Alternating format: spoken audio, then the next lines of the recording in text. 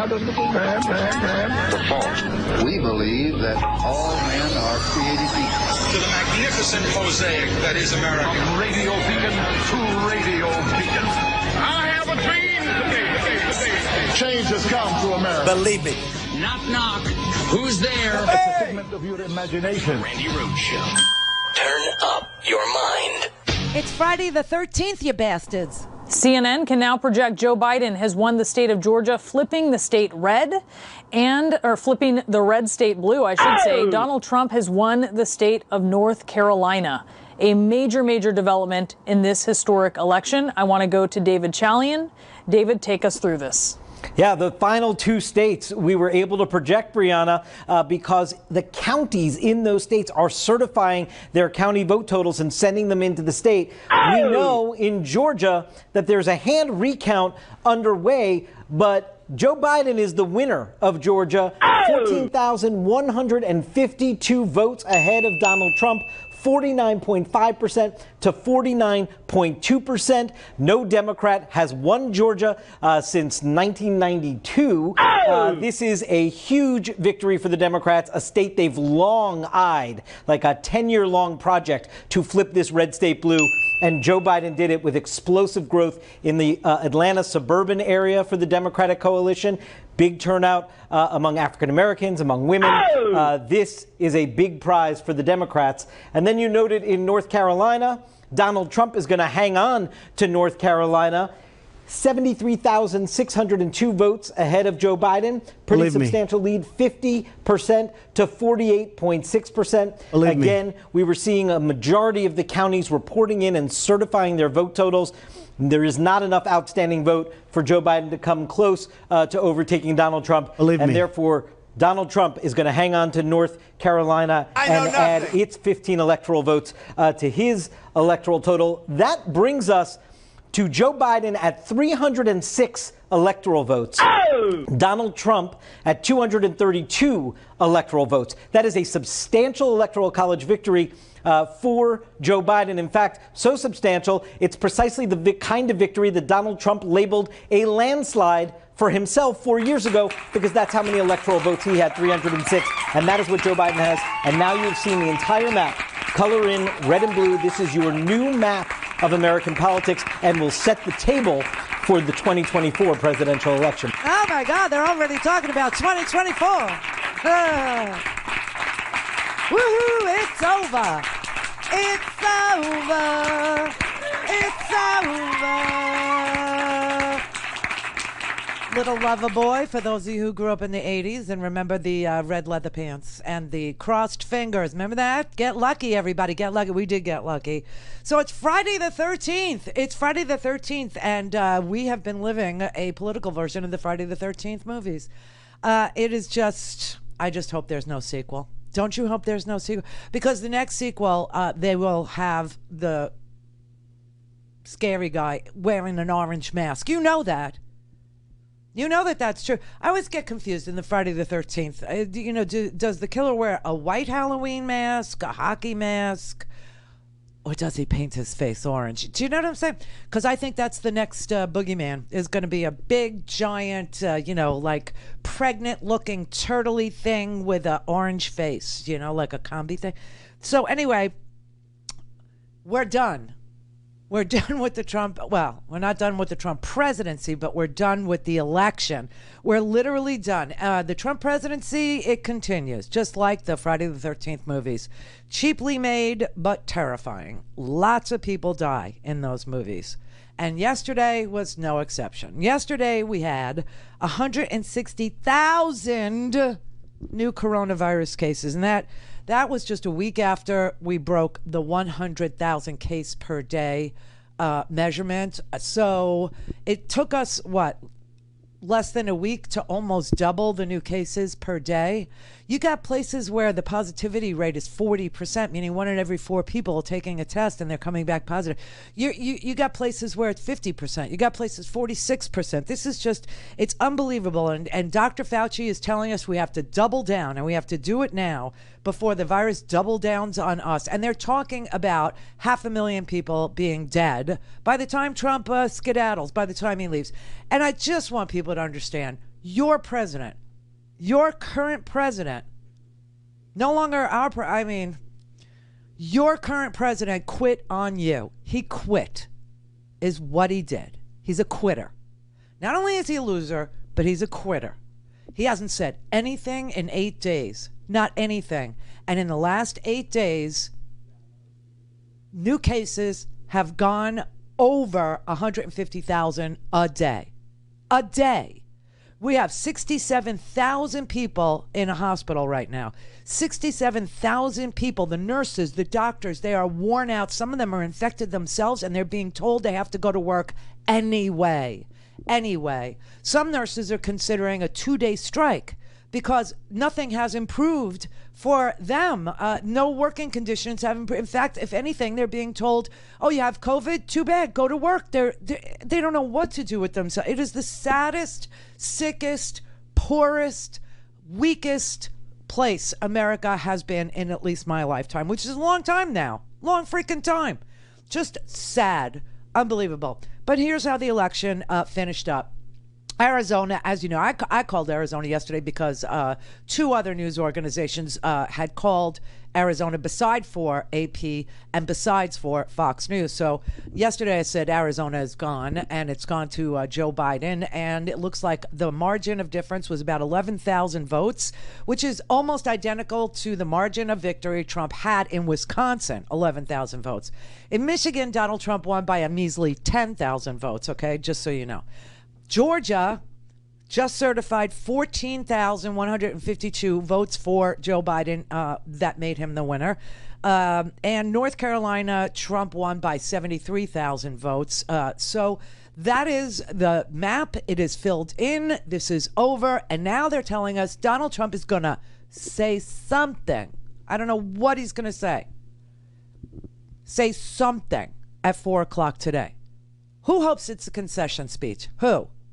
Yeah, we all do, because he is literally purging this government. He is burning the whole thing down to the ground so that when Joe Biden comes in and has to clean up after all of this mess, you have people that are in such dire straits financially. You have small businesses that are closing. You have 10 million less jobs than we had when he came in. 10 million less jobs. The economy is much, much weaker. You have sicker people in this country. COVID is spreading unchecked, out of control. And you have lunatic, fringy people, free my face. Free my face. I'm not wearing a mask. It's spreading like wildfire. We're just ahead of a Thanksgiving holiday where people plan to travel, which is scaring me. But you also have 130 Secret Service members. Can you believe this? 130 Secret Service officers have contracted COVID or have to quarantine after all of Donald Trump's super spreader campaign events. And for those of you who don't think they're connected, it's all in the Midwest, okay? It's everywhere Trump went. Everywhere he had one of these super spreader events is where COVID is freaking off the hook, out of control. So the Secret Service agents now have to quarantine because the hot zone for COVID is Donald Trump. David Bossie has it. Corey Lewandowski has it. Some other people you never even heard of in his circle have it. This is just, and now 130 Secret Service agents. Yes, they'll take a bullet for the president. They're not supposed to die because of the president. The president isn't supposed to kill them. I really feel bad for them. You have a president who needlessly put their lives at risk. And the rest of us too. I mean, it's so sad. It's so sick. It's just, at least the Secret Service was exposed in the line of duty, as unnecessary as it was. We didn't volunteer for this. But even if you did volunteer to be a Secret Service agent, did you ever expect that you would be unsafe from the president? That he would be the killer? I mean, it's like I said, it's like a weird freaking movie. And it's about to end, and let's just pray no sequels. None.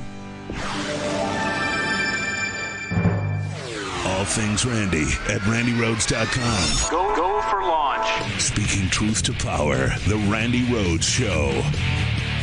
Do we need a national mandate or not? Yes. Well, we do. If we don't get one, then I would hope that the governors and the mayors do it locally if it's not done nationally. But Dr. Fauci, but we need to get why people would it not be done, Fauci? Yes. Are you still? Does the president's? Are you still in the president's ear or no? And if so, who? If not, who is?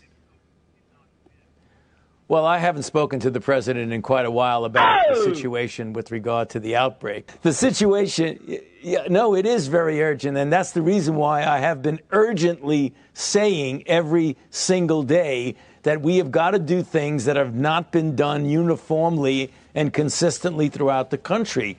The numbers that you put up are stunning. This is going to get worse because we're going more into a colder season as we get through the fall and into the winter. With the holiday season going, we've got to do something different. We can't just let this happen. We're going to have many more hospitalizations, and that will inevitably lead to more deaths. How many more people are we going to watch die? We're almost to 2,000 people a day passing away from COVID alone in a hospital. We're almost to 2,000 people a day.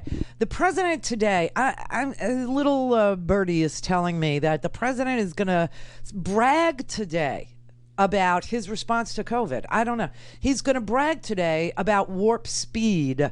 Now, keep in mind that Fauci has just told us that the president does not speak to him any longer, okay? He hasn't spoken to the president in a really long time. Mike Pence, who is the head of the coronavirus task force, he's also AWOL. They have quit on us, and they have decided that they're just going to leave us sick and poor and less safe. And we know that because Donald Trump will not give presidential daily briefings to Joe Biden. We know that because Donald Trump is blocking the National Institutes of Health, NIH, the CDC, from confabbing with the incoming Biden Corona Task Force and a 52-person sort of a landing team separate and apart from Biden's coronavirus task force that is going to coordinate all the responses between all the government agencies. And the president currently of the United States of America refuses to allow the incoming president the information that the National Institutes of Health and the Centers for Disease Control have. He's blocking Health and Human Services as well from confabbing with the incoming Biden administration. Until the Trump administration actually signs off on this election, which is that ascertainment we've been talking about, the Biden team can't have any interaction with agencies across the government. Meaning, when we're talking about the coronavirus pandemic, they cannot talk to HHS or the CDC or the FDA. And by not having those conversations, it means they're not getting access to critical data that would help them be prepared on day one. And I spoke to several medical experts who say it's not just about being prepared. A big concern that they have is about this vaccine distribution plan. We know that the Biden administration will take over the vaccine distribution from the Trump administration. Experts in this field say they need to be working in tandem constantly in order to make sure this doesn't affect millions or hundreds of millions of people's lives. And right now, the Biden team has no access to any of that. Now, it is important to note that they are working around these roadblocks put in place by the Trump administration. We know that Biden has named a coronavirus task force. They're back channeling with governors. They're talking to the medical community. They are sitting down with everyone they can. But again, still no access to that critical data. What the hell is wrong with Donald Trump? The man is such a sore loser. He is such a baby man. He is such a toddler. He is such a small thinker. He has no care for this country. He has no care for Americans. He has no care for citizens. He has no care for anybody in this country. And he is such a sore loser that he is literally blocking an incoming administration in the middle of setting world records. We in the United States are setting world records for coronavirus deaths, hospitalizations, and new cases, day after day after day. And this man is blocking the incoming administration from speaking to his doctors, from speaking to the Centers for Disease Control, from speaking to the National Institutes of Health, from speaking to Health and Human Services. Now, of course, the Biden administration, this is why it's important when we say things like ready on day one. This is what it refers to. It refers to Joe Biden being able to understand where to get information without stepping on Donald Trump's transition or toes or whatever it is, or his blood. Do you know what I'm saying? This is so bizarre. Now he's flirting with firing the head of the CIA, Gina Haspel, over some QAnon conspiracy theory that she's sitting on documents, I swear to God, that she's sitting on documents that would reveal the names of the Democrats who drink babies' blood and are running a pedophile sex ring. I swear to God. I swear to God, that's what QAnon is all about. And real humans, a lot of them, are part of this cult. It's freaky, it's dangerous, and they're all going to D.C. tomorrow. It's just bizarro world. I hate doing this because, you don't want to give it any breath, but you have to understand what these freaks think. Now, I know my name is Randi Rhodes, but I ain't the one on the crazy train. This is Stuart Rhodes. No relation, thank God. Talking to Alex Jones about going to D.C. tomorrow. So what we're doing is we have men already stationed outside D.C. as a nuclear option in case they attempt to remove the president illegally. We will step in and stop it. And we're going to be there to also help secure the coming rally this Saturday and your caravan coming in. So I've got good men on the ground already. We've been did a lead recon there last week, and we're sorting out what we're going to be staging, and we'll be there. We'll be inside D.C. We'll also be on the outside of D.C. armed, prepared to go in if the president calls us. Stuart, can you not feel history happening right now? I mean, it's happening right now. It is, and we all need to realize that we're Americans. We're born in this country at this time for this purpose. We need to let go of the fear, I don't have fear. I have a concern about what is the right thing to do. My God, there's so many options here. Oh, I know. I'm preaching to the choir on that, right? So you and I are like that. But there's so many Americans out there that they've been timid in the past and afraid. You got to let go of your fears. Look, just as Americans from across the country stormed up to Bundy Ranch to stand up for a rancher's family, you need to go to Washington, D.C. with the same conviction. I was about to say, this is a commie Chi-Com takeover with an admitted Chinese agent. You better get your ass to D.C., folks, this Saturday. Yeah, that's what if you don't, there'll be no more republic. But we're not going to let that happen. It's not even an if. It's either President Trump is encouraged and bolstered and strengthened to do what he must do, or we wind up in a bloody fight. We all know that. The fight's coming. Now, I'm all for free speech, but that's inciting violence. Period. End of story. That is Crazy Train Rhodes. Not me, Stuart Rhodes. There's more. He tells Alex Jones why, all the viewers have to, arm themselves and go to D.C., and it's because of a pedophile sex ring that's being suppressed. Call in, connect. To speak to Randi, call 561-270-3844. 561-270-3844. Okay, everybody, here's some crazy pants, crap. Why would Biden announce the economy will be more shut down? Why are they just want to break them? I mean, they give us no quarter. Well, they're arrogant, and so that's okay. Use that to wake up your fellow Americans. Here, look, the secrets that the deep state holds on people, all the pedophile stings, all the sex prostitution stings, all of this is how they control everybody. That is the swamp water the swamp creatures swim in, is the dirty secrets. Oh, it's like when they planted child porn on my office. We never opened it. They said, it's time to meet with us and roll over. I said, war. I attacked them. They burned to hell. What? Exactly. Right. It's all made up crap. Stuart Rhodes, more comments from you. Ann Owen Schroyer on the road, headed to Tallahassee. What is wrong with these people? I mean, honestly, it's pedophile rings and sex rings and prostitution rings. Why don't you just look at your own president first? Look at your president who said that he likes to inspect 15-year-olds naked at the Miss Teen USA pageant. Look at the president who said that if Ivanka wasn't his daughter, he would sleep with her. Look at his friends, Jeffrey Epstein. Look at his other friend, Ghislaine Maxwell. Look at all the photographs. What are they talking about? These people are bat crap crazy, but they're dangerous. You know, this guy, these are former law enforcement officers. That's who this is the Oath Keepers. And I've been talking to them for years. They never make any sense. I don't know what they took an oath to, but it wasn't our Constitution.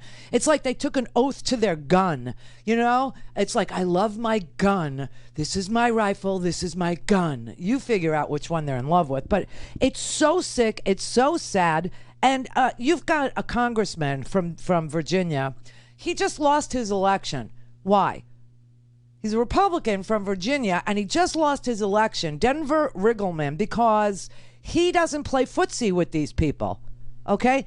And he was interviewed about what is going on with these freaking QAnon conspiracy, pedophile, sex ring things. I think when you see what happened in 2016 and now in 2020, people keep, the conspiracy theories, these just sort of bizarre alternate realities that people are living in is starting to contribute to really, I think, this, dissolution of reason. And whether it's QAnon or whether it's Sharpie Gate, which is ludicrous, I'm almost out of pithy things to say, buddy. The last thing I said, I'm like, are these people who think the Lord of the Rings is a documentary? I mean, I don't get it, right? So you have Sharpie Gate, you have the watermarks, you have ballot burning, and now you have this bizarre, ridiculous conspiracy theory. And a lot of this is QAnon umbrella stuff, as you know.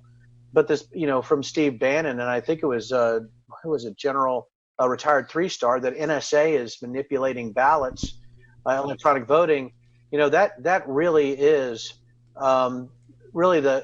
I think the island of the misfit toys at that point. You have crossed the Rubicon, you've jumped on the crazy train, and you're headed into the cliffs that, guard the flat earth at that time, brother.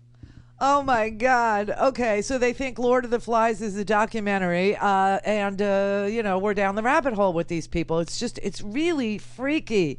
It's very unnerving. It's very mind-blowing how they found their way on social media to pretend that this is like a real thing. This QAnon, Democrats drink the blood of children. They smell like sulfur. They're satanic, and we're running sex rings and pedophile.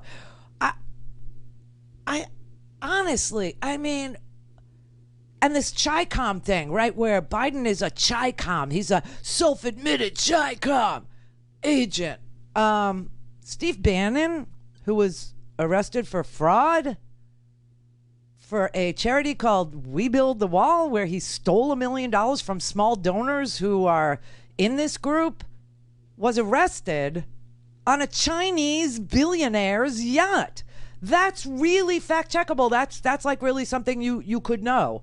But somehow Biden is the one that plays footsie with the Chinese communists. Ivanka Trump got, I can't even tell you how many, multiples of 10, maybe hundreds of copyright,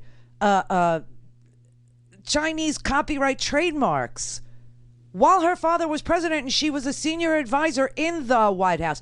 What is wrong with you people? It's like we're through the looking glass, okay? It's really amazing. And Riggleman says, it's getting scary. It's really getting scary. He just lost his congressional seat in this last election. Here's what scares me. If I do a poll in my district and say, really good poll, it's an expensive one, and 50%, this is real, by the way, 50% of people who support President Trump believe that QAnon is real, or they believe this. They believe there is a cabal in the Democratic Party that drinks blood, right? Or that. It's so a real poll found 50% of people in your district? No, this is countrywide. You go into Numbers Crunchers. There's some other polls there, about 50%, right, of the people they polled. Now, it could be 20, right? It could be 30. Validate me, but I'm right. I wouldn't tell you that if I didn't know that poll. Validate that. But even if it's 20%, even if it's 30%, how does somebody like me who knows the dangers of that stay in a party, even though I'm a free market guy, I think I'm a constitutional Republican, there is no way that I'm going to stay in a party or a baseline theory that starts with an anti-Semitic tropes or a base is something that's being spread by people who are running for office or people that vote that way. I just can't do it. And I think you're going to find other people that way too. And by the way, I haven't made a whole lot of friends in the QAnon community. I don't know if that might surprise you. But when I say stuff like QAnon has the same number of letters as moron, it makes people angry. But what I'm trying to do is I am trying to bring attention to it. And by the way, I've had friends and family who've been very angry with me and people I did not expect. And I've actually probably lost some people over this. And I think that's the other thing you're going to see. This is a cult. And it's something that is spreading. And anybody who tries to diminish it, I think there's a couple of reasons they might. Number one, they're ignorant of it. Number two, they are just pandering without believing it. Or number three, they believe it. And if it's any of those three, probably should disqualify you for public office. I agree.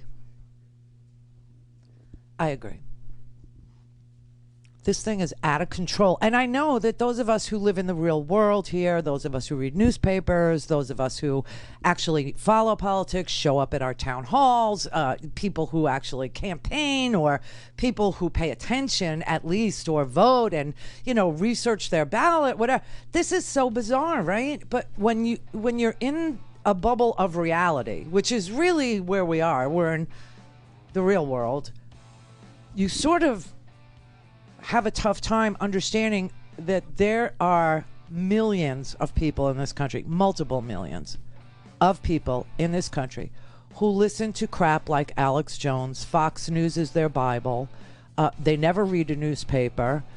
They watch One America News Network. They are lied to constantly. They are fed cult-like behavior. They've been asked to die for the dear leader, and they've said yes. Like I said, the Secret Service, it was part of their professional duty. These people, no. They're in a death cult, and they need to be deprogrammed. Seriously. And the only thing that'll do it is truth. This is the Randi Rhodes Show. To speak with Randi, dial 561-270-3844. That's 561-270-3844. What are these false claims of widespread election fraud doing to our country right now? They appear to be motivated in part because the president doesn't like to lose and never admits loss. I'm more troubled by the fact that other Republican officials who clearly know better are going along with this, are humoring him in this fashion. It is one more step in delegitimizing not just the incoming Biden administration, but democracy generally. And that's a dangerous path. He says it so calmly because he's calm, because he's gifted with a brain that can analyze the lay of the land, right? But it's very dangerous. It's bizarrely dangerous. Not only do we have 70 million Americans that voted for this same man that did nothing, absolutely nothing in the face of a global pandemic, did absolutely nothing for a second stimulus package, that did absolutely nothing on infrastructure, that did absolutely nothing on a health plan, that he promised, from day one, right? Nothing. We built 12 miles of new barrier on the southern border and claimed victory on his promise that he was going to build a big, beautiful wall in Mexico, was going to pay for it. He stole the money from soldiers, sailors, airmen and Marines, and funneled it, probably, if the Supreme Court had a crack at it, illegally, from what Congress intended the money be spent on to his pet project, the wall. And then his former campaign manager, Steve Bannon, gets arrested on a Chinese billionaire's yacht for defrauding the American people by saying that they were going to build the wall and to give him money, and he stole $1 million. And people still voted for this guy. we're in deep trouble. We really are. Now, Obama's got a new book out, and I swear to God, I of course pre-ordered it. There's excerpts from it in the Atlantic magazine, and there's also some audio of him reading the preface. It's called A Promised Land, and it does question whether or not equality in the United States is a myth or whether it's something that is achievable, but how bizarre and how terrible a position we've been left in. And he wrote it before the election even happened. But here's what he says in the preface of the book. Beyond the struggle to put words on a page, what I didn't fully anticipate was the way events would unfold during the 3.5 years after that last flight on Air Force One. As I sit here, the country remains in the grips of a global pandemic and the accompanying economic crisis, with more than 178,000 Americans dead, businesses shuttered, and millions of people out of work. Across the nation, people from all walks of life have poured into the streets to protest the deaths of unarmed black men and women at the hands of the police. Perhaps most troubling of all, our democracy seems to be teetering on the brink of crisis. A crisis rooted in a fundamental contest between two opposing visions of what America is and what it should be. A crisis that has left the body politic divided, angry, and mistrustful, and has allowed for an ongoing breach of institutional norms, procedural safeguards, and the adherence to basic facts that both Republicans and Democrats once took for granted. I mean, he gets it. Obviously, he gets it. And I'm telling you right now that the birtherism that made it impossible for Obama to govern, the obstructionism by the Republican Party to make him a one-term president, which is what Mitch McConnell's stated goal was the day that Obama got elected, right? All of the obstruction on everything from judges to, fixing things that were needing to be fixed in the American Recovery Act, which was too small by half. And that's why growth was so slow. We did get good job creation, but not as fast as we could have. If the Republicans gave a damn about the situation that Americans found themselves in after the crash of 2008 that the Republicans enabled. Okay? And so they're doing it again, is basically the whole message here. The Republicans are determined to delegitimize Joe Biden before he even becomes the 46th president of the United States. They did it to Obama, and they're going to do it again. Now, they can't play the race card as evil and as heavily as they did against Obama, but they can do it with Kamala, and they intend to. They intend to obstruct everything, and this is the problem. The problem is that right at this moment, the Republicans are guaranteed 50 seats in the Senate. Okay, the Democrats have 48. We have 2 Senate races, as you know. And part of the reason the Republicans are very late to the game to congratulate Joe Biden is because they want Trump's voters. And they don't want to say anything to Trump's voters when Trump's voters believe that the election was stolen, that Democrats are pedophiles, that Democrats drink blood, that Democrats are concealing the fact that Joe Biden is a Chinese communist agent when it's plainly in front of their face that Ivanka did business with China while she was a senior advisor to the president, and that Bannon was caught committing fraud on a Chinese billionaire's yacht. I mean, it's so bizarre. But the reason they allow it, the reason why some of them even promote it, the reason why they won't congratulate Joe Biden is because they don't want to lose the Trump voters by telling them the hard truth. So what does that mean? It means the Republican Party has 0 statesmen and they're full of cowards. That whole party is a cowardly party. That whole party, there's not one single solitary, decent, courageous American willing to risk his reelection to tell the Americans who believe in this ridiculous nonsense that this was a free and fair election, that it was probably the best run election in all 50 states that we've ever seen in the middle of a pandemic, that there is no intelligence about Democrats drinking the blood of children. Oh my God, I can't even believe I have to say this, but you do. You do. And that America voted to move forward. That America literally showed up in almost record numbers. You know, we haven't seen numbers like this since 1908, all right? And Americans showed up in record numbers because we were sick of this, because we wanted progress. And now we're sitting here with, guess what? A trip down memory lane. Divided government.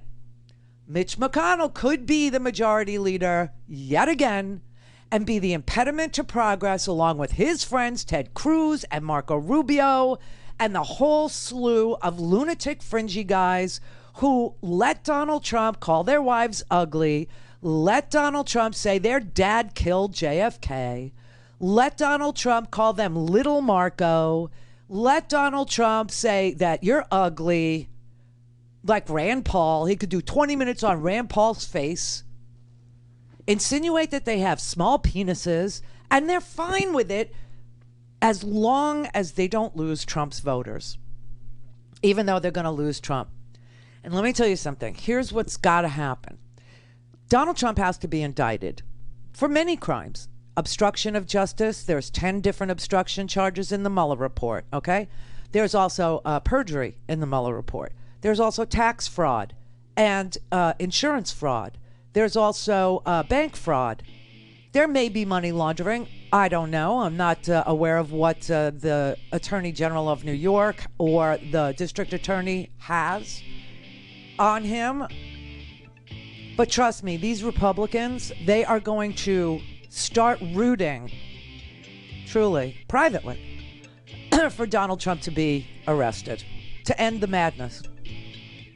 They're going to come and, I mean, I don't know that they'll stand up and say anything until after he's adjudicated, right? One way or the other.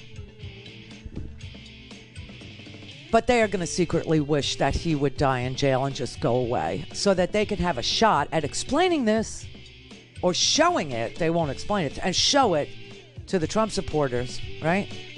In the meantime, we have to take the Senate. And there are several ways to do it. That's where we left off yesterday. I researched it. Mary, how does the lamb? We believe that all men are created equal. To the magnificent mosaic that is America. From radio beacon to radio beacon. I have a dream today. Change has come to America. Believe me. Knock, knock. Who's there? It's a figment of your imagination. Randi Rhodes Show. Turn up your mind. All right, so here's what we're doing. We're waiting for Donald Trump. See that picture there? That's the Rose Garden. It's live on my screen. He's late.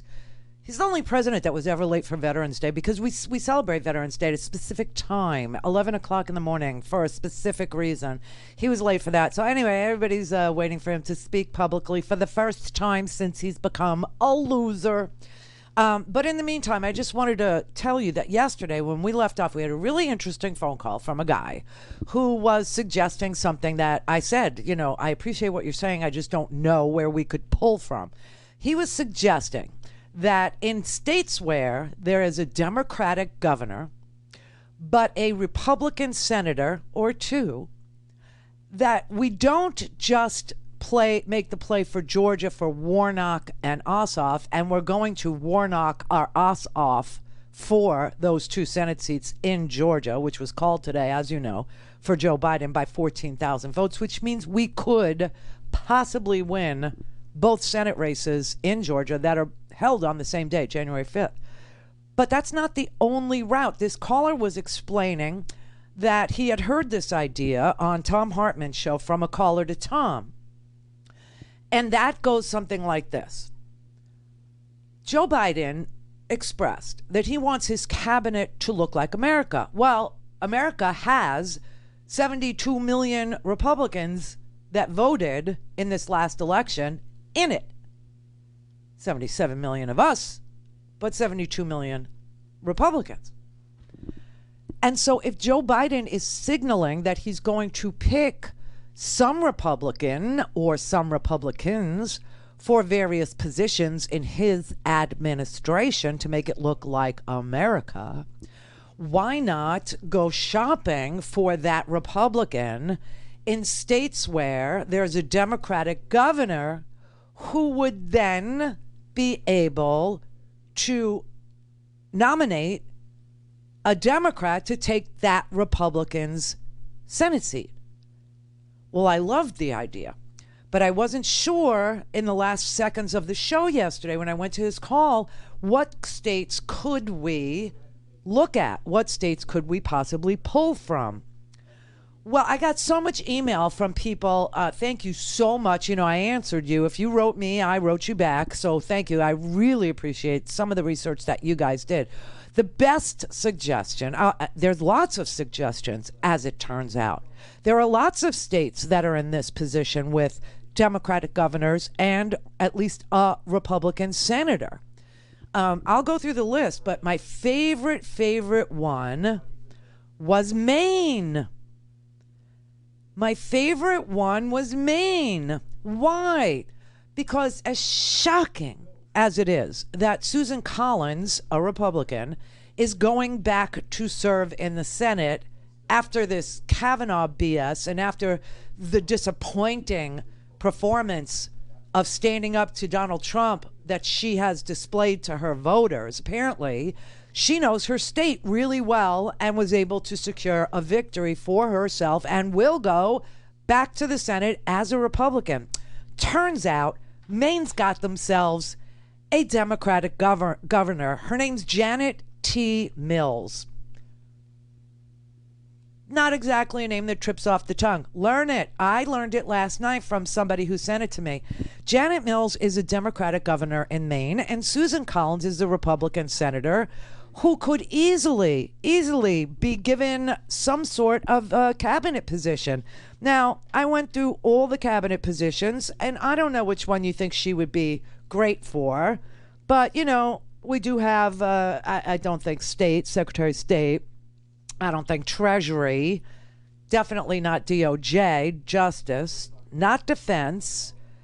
We do have Interior, Agriculture, Labor, Health and Human Services. We have Housing and Urban Development. We have Transportation. Transportation is where I wrote her name in.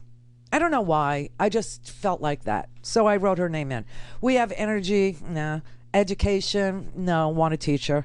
Veterans Affairs, Homeland Security, Environmental Protection Agency, Management and Budget, Trade Rep, Ambassador to the United Nations. I wrote her name in there too.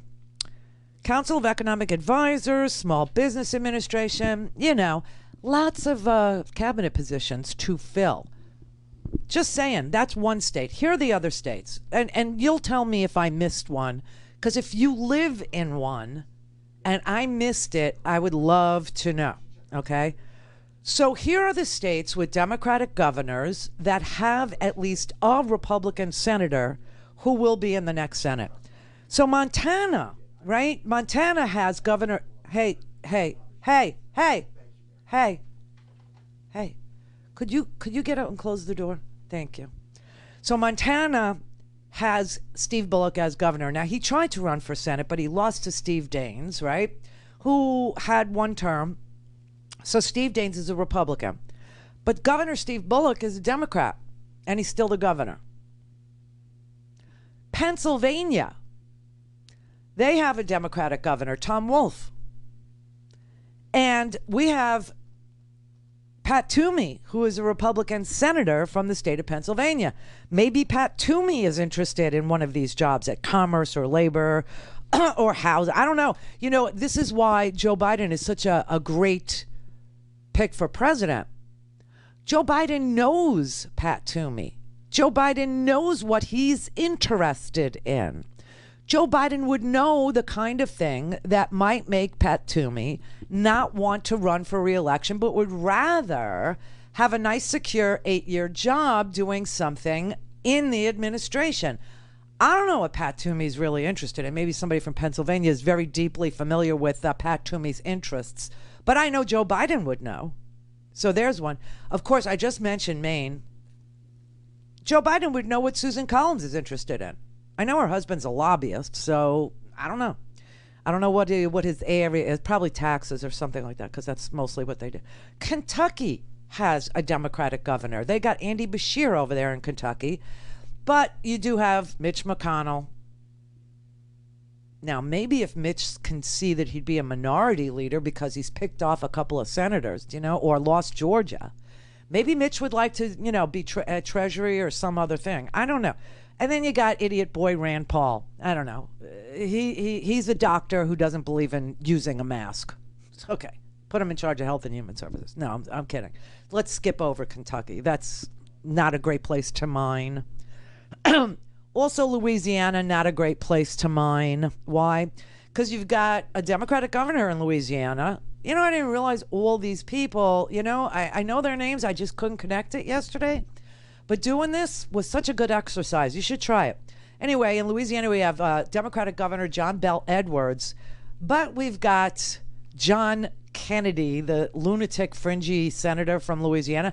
But maybe he could be tempted with something. I don't know. I'm not sure. We had Bill Cassidy. I don't know. I don't know. See, this is why Biden would be important, because Biden would know what they're interested in. Kansas has a Democratic governor. Laura Kelly, Democratic governor. And there, I think, is ripe for the picking. Because Kansas is an agricultural state. We got the Department of Agriculture. We got the Department of Interior.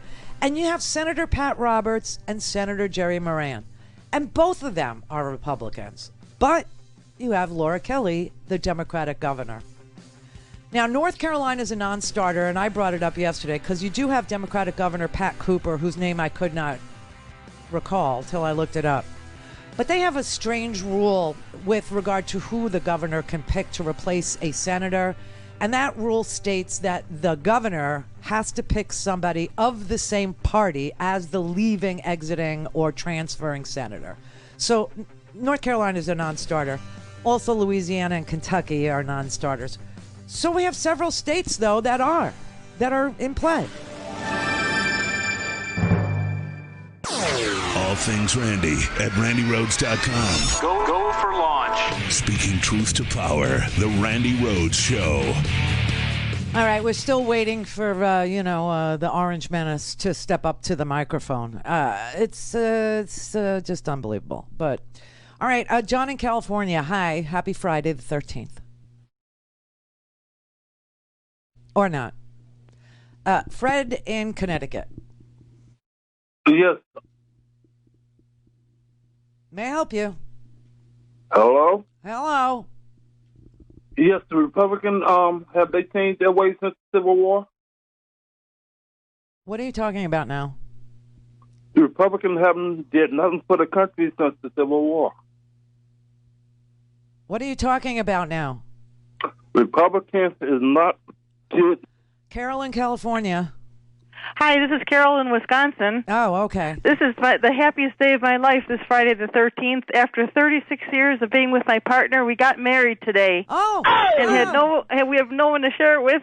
We met some lovely people here that married us, and the reason we had to wait 36 years is because I know we got marriage equality like 5 years ago, but the thing that prevented us was the Supreme Court decision about our victory in June to secure our employment.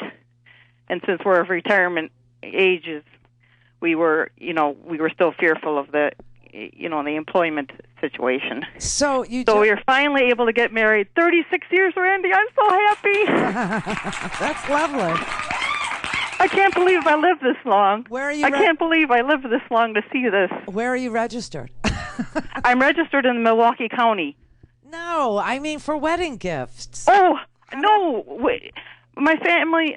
See, they're in favor of LGBTQ rights as long as it doesn't interfere with religious freedom. So we didn't have anybody at our wedding. We met lovely people from the MCC church, a lovely pastor who married us.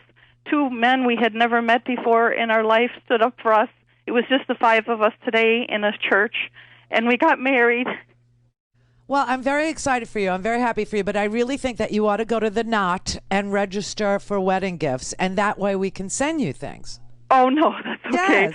My gift is my partner, and that's all I've ever wanted. Stop it. No, who doesn't want a blender? Who doesn't After 36 years, I think I have one in stock. Oh, you have no idea what they do now. You really don't. And I probably don't, seriously. You need I mean, we go to the Goodwill. No, you need a Ninja Foodie. Come on. Go register and then drop me a line at info@Randi Rhodes, and we'll spread the word that you need wedding gifts. Oh, you're so generous. No. I'm just so happy. But I wanted to let you know, too, the laws never stopped our love. We have loved each other all these times, no matter what the law is. But we are thrilled that we can make it legal. We can get our financial house in order, etc. You know, the 1,200 rights that heterosexuals take for granted, we finally have. Yeah, it's beautiful. Well, congratulations to you. What's your partner's name? She's still a little shy about coming out. We'll call her Mary because we're still a little watching her. Still a little, you know. Mary. Watching our backs a little bit still. She didn't want to come out on the radio, but so we'll just say that. But I'll tell you in the email. I'm so excited. Okay. All right. Well, tell your partner there's nothing to be afraid of. We all support you falling in love and getting married, because that is what people do. 36 years. I told her we can go to a more blue area. We don't have to be afraid anymore. Let's be ourselves and just, you know, go move forward and enjoy more freedom. We're retired now and looking forward to a life, you know. That's great. That's great. Thanks. So happy Friday the 13th. Yeah, you too. It turns out that you know, it's a lucky day because you know, they called the election. You got married. This is beautiful. Yes, and we love you, Randi. You do so much for our community. The entire nation, everybody. And I just we love you so much. I love you more. Thank you. Thank you. Congratulations, Carol. Thank you. Yep. Oh, that's sweet. That's really good. Bill in California. Yeah, I'm calling about the Electoral College. All right. My reading of things is those guys can vote however they want. So all Trump has to do is get in there and influence enough of them, and he's president again for 4 years. The people don't elect the president. The Electoral College elects the president. That is really, actually, honestly, the way it works. Yeah, but they can't vote for whoever they want. Okay, the Supreme Court. Why not? Because the Supreme Court said so. I read that ruling, and it does not say can't. It says can. It doesn't say will not or must not. It says they can. It says the state can fine them. The state can replace them. It says a whole lot of things about faithless electors. The only state that isn't mentioned, by the way, is Georgia. That's an interesting one. Well, I heard Mitch McConnell and Pompeo prominently talk about electors as though they knew something. You know, it was just this little comment. Yeah, wait for the electors. Wait for the electors. They know something, and I hope I'm wrong, and I hope you're right. I pray that I'm wrong. You are wrong. But thank you. Okay. I feel better. All right, good. Yeah. Michael in the Bronx. Hey, Sister Randi. Hey, brother. What's up? You know something? Oh, and you too. You know, you always rock it. Let me say that I don't know about you, but I've had up to here with Trump's lies and the false claims of the election was rigged. As of an hour ago, I heard that Nevada went. I'm sorry, I have to cut you short. He's on. Many countries with their ventilators and all of the problems they were having, and I'd like to congratulate everyone involved in this effort. It's been an incredible effort. As a result of Operation Warp Speed, Pfizer announced on Monday that its China virus vaccine is more than 90% effective. This far exceeds any and all expectations. Nobody thought they'd get to that level. And we have others coming which we think will be at equal level, maybe more if that's possible. In July, my administration reached an agreement with Pfizer to provide $1.95 billion to support the mass manufacturing and distribution of 100 million doses, with the option to purchase a total of 600 million doses shortly thereafter. Our investment will make it possible for the vaccine to be provided by Pfizer free of charge. Pfizer said it wasn't part of Warp Speed, but that turned out to be a unfortunate misrepresentation. Oh, They really? are part. That's why we gave them the $1.95 billion, and it was an unfortunate mistake that they made when they said that. Really? We will work to secure an emergency use authorization, which should be coming down extremely soon. All right. And my administration will then coordinate. Yeah, you don't have an administration. So the bird in my ear was right. It was all about warp speed. He's saying Pfizer, who has said that they were not part of Operation Warp Speed, they lied. And I don't know. So now we have to research that. Because he's speaking. You see what I mean? It's like fact-checking again. Damn it. Call in, connect. To speak to Randi, call 561-270-3844. 561-270-3844. All right, he already lied. It's every time this pie hole opens, lies come out of it. Okay, so here's the deal with the Pfizer. You go, oh, they lied. They were part of Operation Warp Speed, Pfizer was. No. Pfizer was not part of Operation Warp Speed. The government told Pfizer that if they come up with a vaccine, because Pfizer did not take any money from the U.S. government in Operation Warp Speed, but the government told all the manufacturers of vaccines that if they come up with one, our government will buy $1.95 billion worth of those vaccines in order to give them to people here for free. So I can't stay. We have to listen because I just want to hear him concede if he does. I doubt it. Helping the rest of the world with ventilators. Oh, Because it's a very hard ventilators. thing. Oh, God, We're really? producing them thousands of ventilators a month. The federal government has 22,000 beds immediately available for states and jurisdictions that need additional capacity. But we think that it's going to start going down, possibly very quickly. We'll see what happens. But with the vaccine, you'll see numbers going down within a matter of months, and they'll go down very rapidly. As we continue to combat the virus, our economy is rebounding far beyond any expectations. I see the stock market's up almost 400 points today again, and it's ready to break the all-time record. Our jobs records are incredible. The job numbers are incredible. In the last 6 months, we've created over 13 million jobs and slashed the unemployment rate. You've added them back by more than half. Oh, my God. Last quarter, we witnessed the fastest economic growth ever recorded in the history of our country, 33.1%. It's a number that is... Okay, all right. I just, no. I mean, I can't. I can't. We did not create any new jobs, okay? These were jobs that people went back to when states reopened. Didn't create any. We're 10 million jobs less today than when he took office. 10 million jobs. The 33, I told you again, the 33 point whatever, GDP, I explained it to you a million times, okay? We lost 33% of GDP. We lost. So I explained it to you with the $100 bill. If you had a $100 bill and you lost 33% of it, you would have $67 left.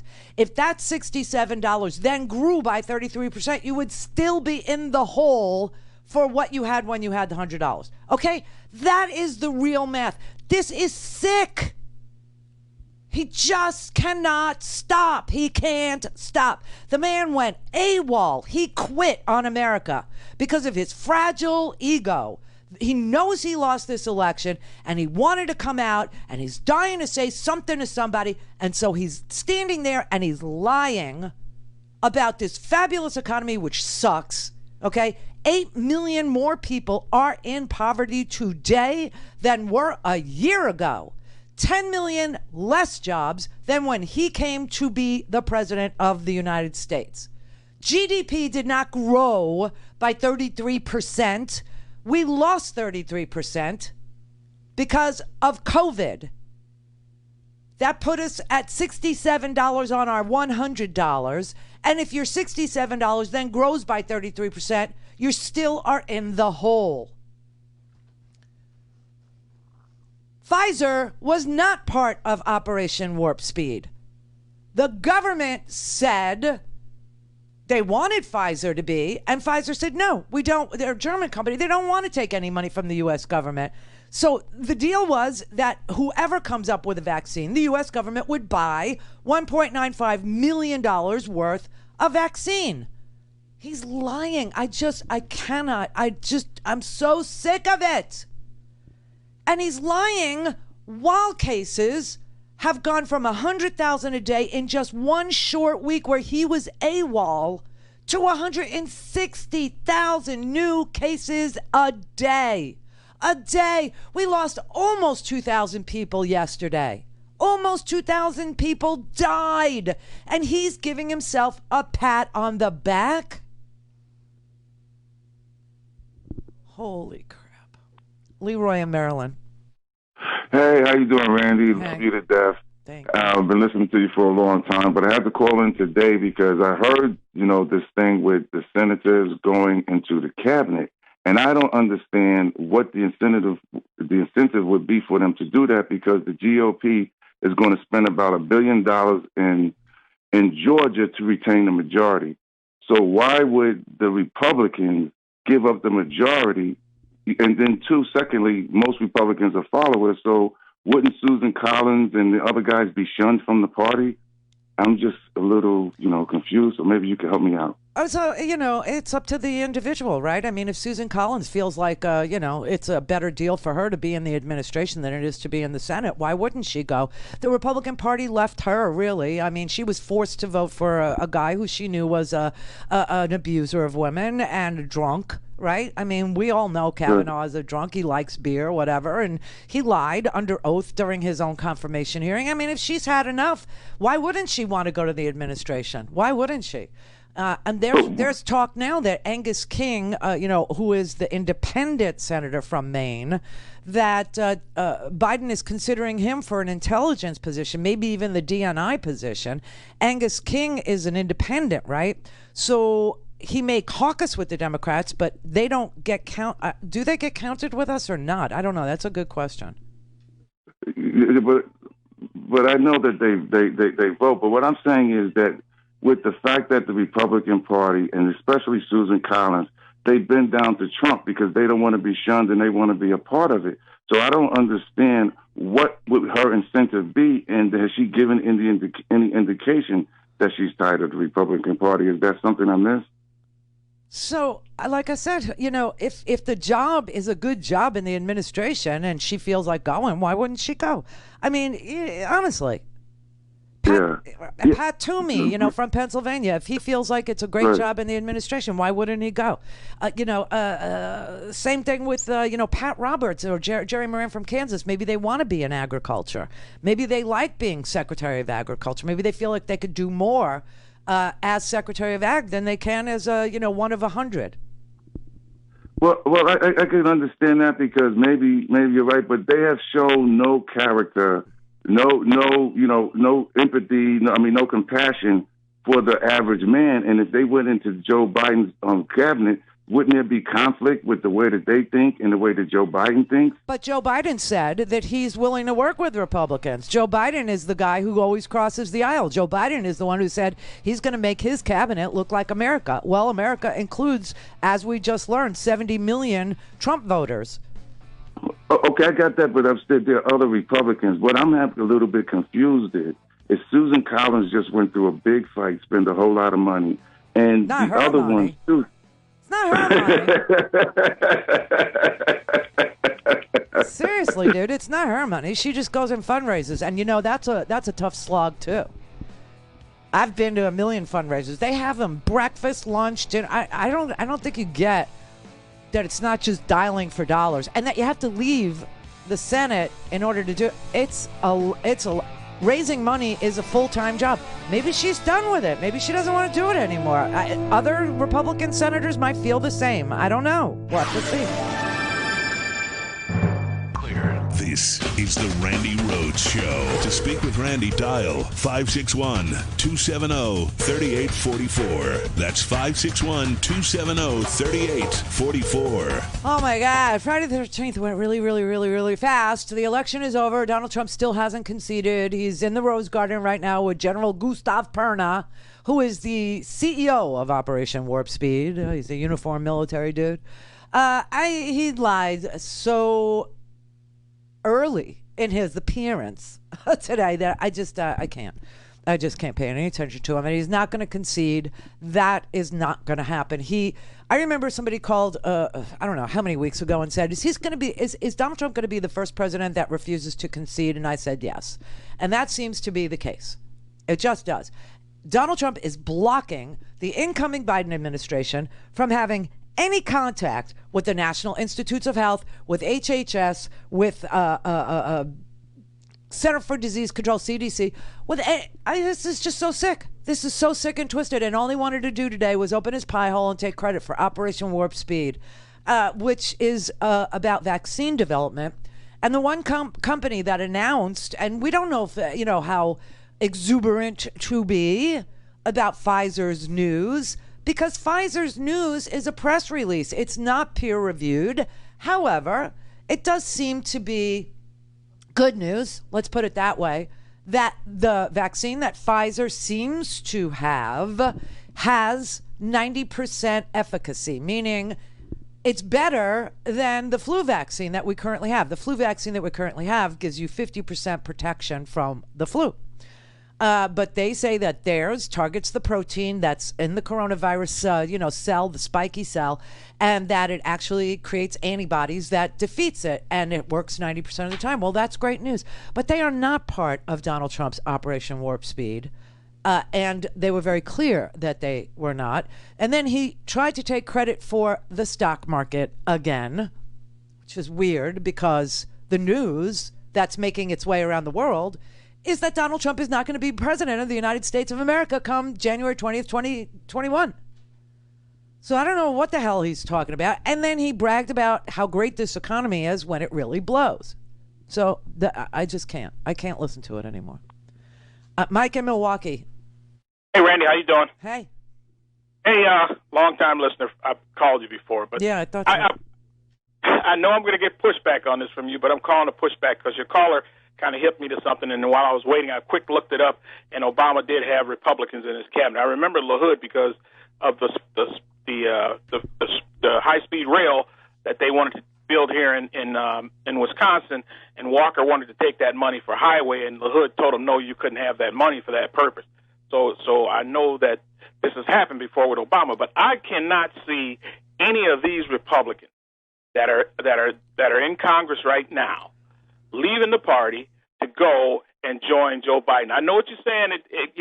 In a different time that might make sense, but right now I just cannot see it. These folks, just think of how they're treating. Just think of how they're treating Biden right now. That they won't congratulate this man when they know the writing is on the wall. And Mitch McConnell has got his boot on their throats. And if so that's what I'm saying. Maybe they're tired of it. Maybe they want to be free. Maybe they want to get rid of the yoke. Maybe they want to. So then, what you're saying, your position is, once they go with Biden, then let's say if he doesn't get elected again, the next 4 years, or let's say if he does, after his 8 years, then they're done with politics. They're out. They're getting away from the game after that because they can't come back and be Republicans. Not with these nut jobs. But nobody goes from Secretary of Agriculture like Tom Vilsack. Nobody goes back and runs for election. What they do is they go to a lobby shop. That's what they do. They become a lobbyist on the issue that they were, the secretary of. That's kind of the way the revolving door works. They don't go run for the Senate again.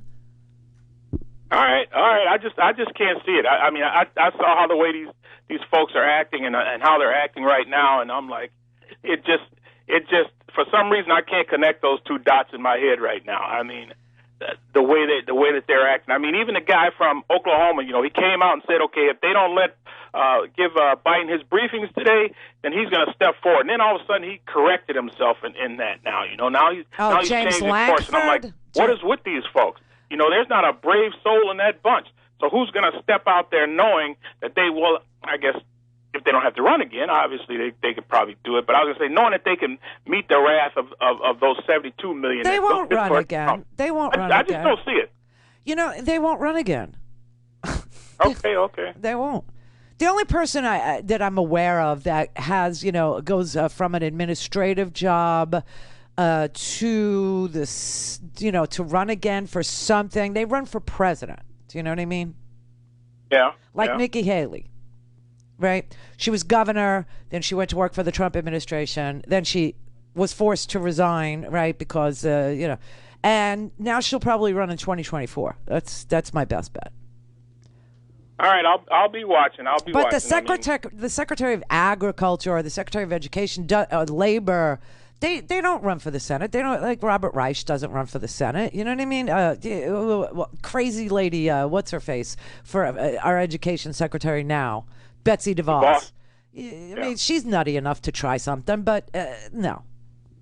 Okay. Because she hasn't accomplished anything. I mean, maybe there are some people that have had it with Mitch McConnell. Maybe there are some Republicans, you know, that are ready to, you know, not run again. Toomey's never going to run again. He's done, right? So maybe he wants a nice cabinet job. Maybe that's what he's into right now. Pat Toomey from Pennsylvania, that would be just beautiful, right? Like I said, Senator Pat Roberts from Kansas. He's an older gentleman. Maybe he would like to be Secretary of Agriculture. Maybe he's, you know, suited for that.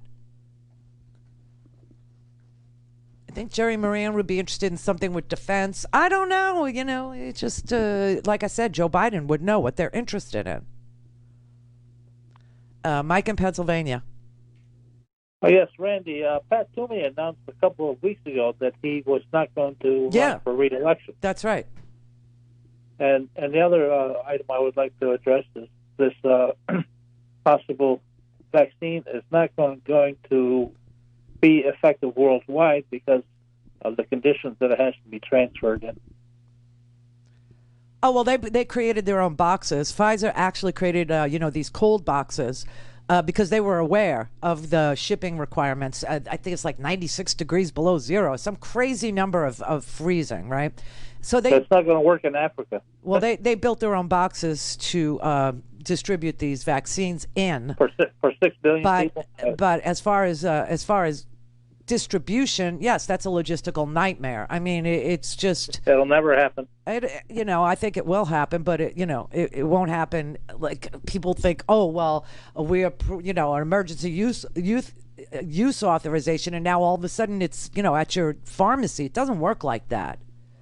And you're talking, the vaccine and the vaccine itself is a double dose. It's a two-step thing. So you have to get 2 doses. So you're talking about just in America, 300 million doses, okay? 300 million doses times 2, because you need 2 doses, 600 million. And I don't know what the time frame is between doses. Like, I just got the shingles shot because my mom had it. She has it. It's really vile. So I went and got the shingles shot. That's a 2-dose vaccine also. Now, my wife just got that. Yeah. It's I mean, it's a horrible, you know, skin rashy, burning, itchy thing that you can prevent now. So, you know, I'm over 60. I went and I had it, but you have to have it in 2 doses, right? And they have to be no more than 6 months apart. So in order for them to be able to start and know, let's say there's a 6-month, you know, apart thing, they have to know that they can do the second 300 million within 6 months. You know what I'm saying? It's not that easy. You're only thinking of the U.S. You're not thinking of the world. Right, I'm only thinking of the U.S. That's all I'm thinking of. And so, well, you can't think that way. But I'm just saying, to keep the numbers small and manageable, use the population. No, and the rest of the world just goes stuck there. No, I'm not saying that. I'm trying to. I know you're not saying that, but you're implying that. I'm not implying that. I'm not saying that. I'm just keeping the numbers to a level that people can comprehend them, instead of talking about 1 billion people in India and 1 billion people in China And okay, and 300 million in America, and 47 million or 25 million in South Korea, and then adding them all together and saying how many doses we would need makes the conversation hard to follow. That's all I'm saying. It makes it impossible, is what it says. Okay, it's not impossible, just difficult. Anyway, he lied. He lied all day today. You want to know deaths per million? He said, we've got the lowest fatality rate in the world. That's a lie. I wish it was true. It's not true. Okay, so we're kind of... Bolivia has 766 deaths per million. The United States has 735 deaths per million. And we're kind of in league with Bolivia, Mexico, the UK, Ecuador, and Moldova. Okay, enjoy the weekend. Seriously, rest up. You're going to need it. Maybe he'll concede. I doubt it. Congratulations to President-elect Joe Biden and Vice President-elect Kamala Harris. Clear. Mary had a little man. The fault. We believe that all men are created equal. To the magnificent mosaic that is America. From radio beacon to radio beacon. I have a dream today. Change has come to America. Believe me. Knock, knock. Who's there? It's a figment of your imagination. Randi Rhodes Show. Turn up your mind. This morning, another potential breakthrough in the battle against COVID. A vaccine developed by Moderna showing a 94.5% efficacy rate in a trial with 30,000 participants. The company's president telling us the first doses could be rolled out as soon as December if the FDA authorizes it for emergency use. What does this mean for Americans at home? It means some hope that we are going to beat this thing, and we're going to beat it sooner rather than later. Moderna says the independent committee analyzing its data did not report any significant safety concerns, clearing a major hurdle. The nation's top infectious disease doctor says he hopes the promise of vaccines motivates Americans to fully embrace public health measures. People are worn out about this, but we've got to hang in there a bit longer. COVID cases are still skyrocketing across the U.S. 1 million new infections added in the last week alone. We are in a very dangerous period, the most dangerous public health period since 1918. State and local health officials are responding with new restrictions. Washington state now banning indoor service at bars and restaurants and closing gyms and similar businesses for 4 weeks. Colorado hitting a record number of single-day cases and hospitalizations as its governor warns against holiday gatherings. That's a very important caution for people. Not to play Russian roulette over Thanksgiving.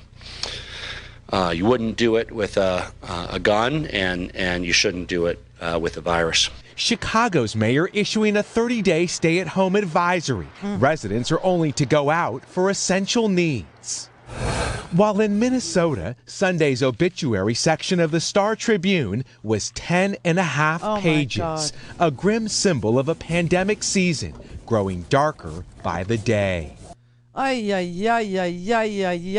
So there's good news and there's bad news, right? The good news is Biden won. The bad news is Trump is still there, and we have 65 days to try and live through with a virus. I mean, listen, the test shows that the Pfizer has a vaccine. Moderna has a vaccine now. One is 90+% effective. The other one is 95% effective, which make the results of this election even more important, because you understand that if Donald Trump had won, then we would probably be getting vaccinated only at Trump rallies.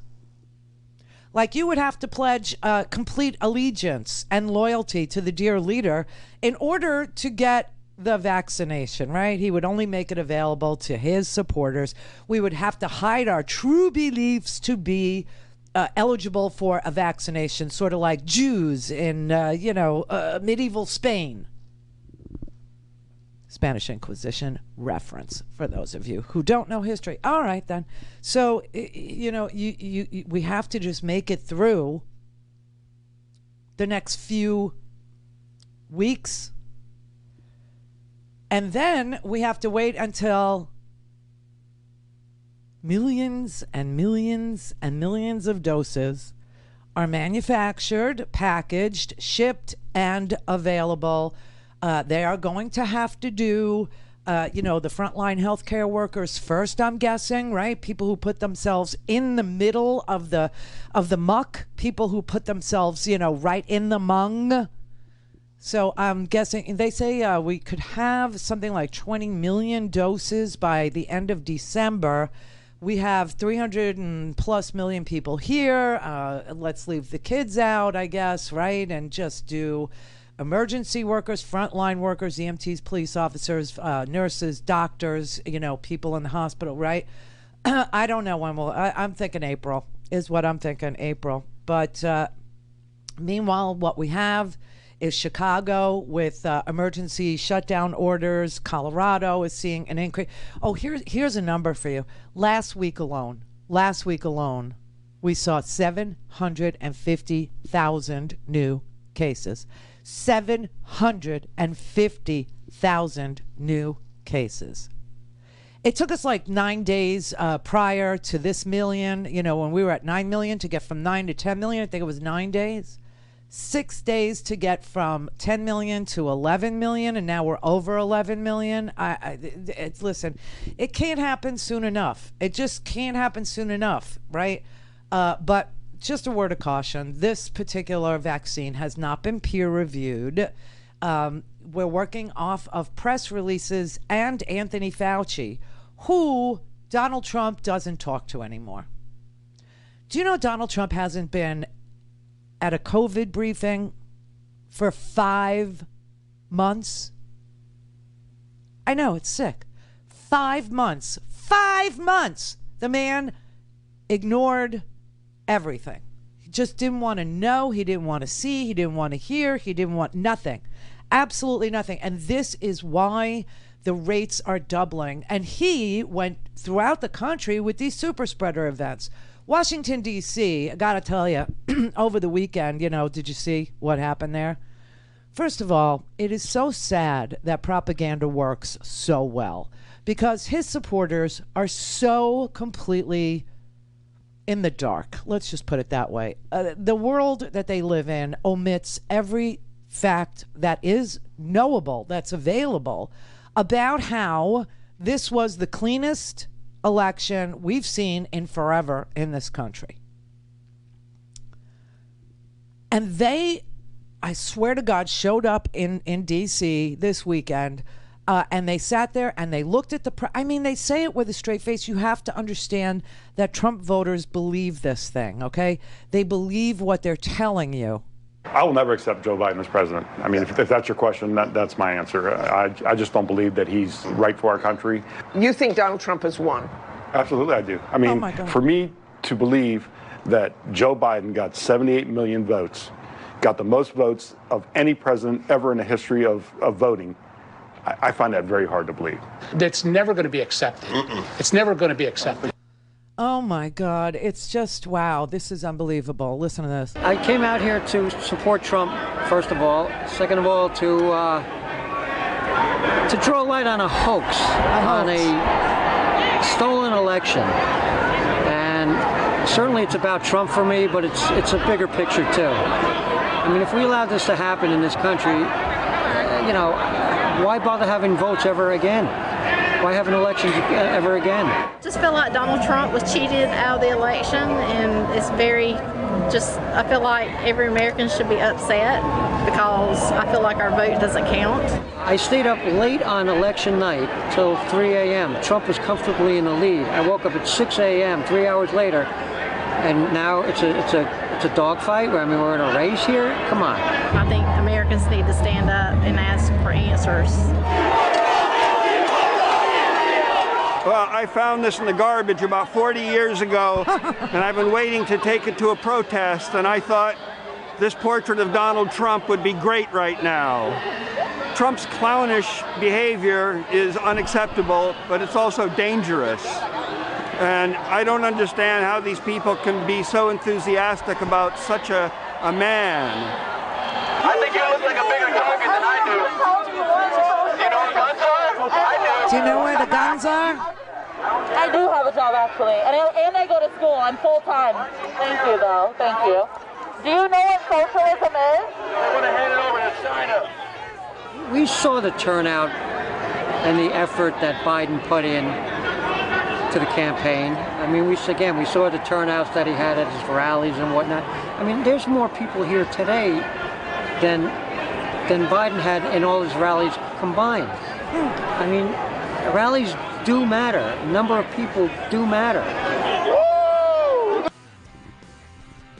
So because they've been lied to so repeatedly and with such force, and they've lived in a bubble of fake news, really fake, just, they will not accept reality.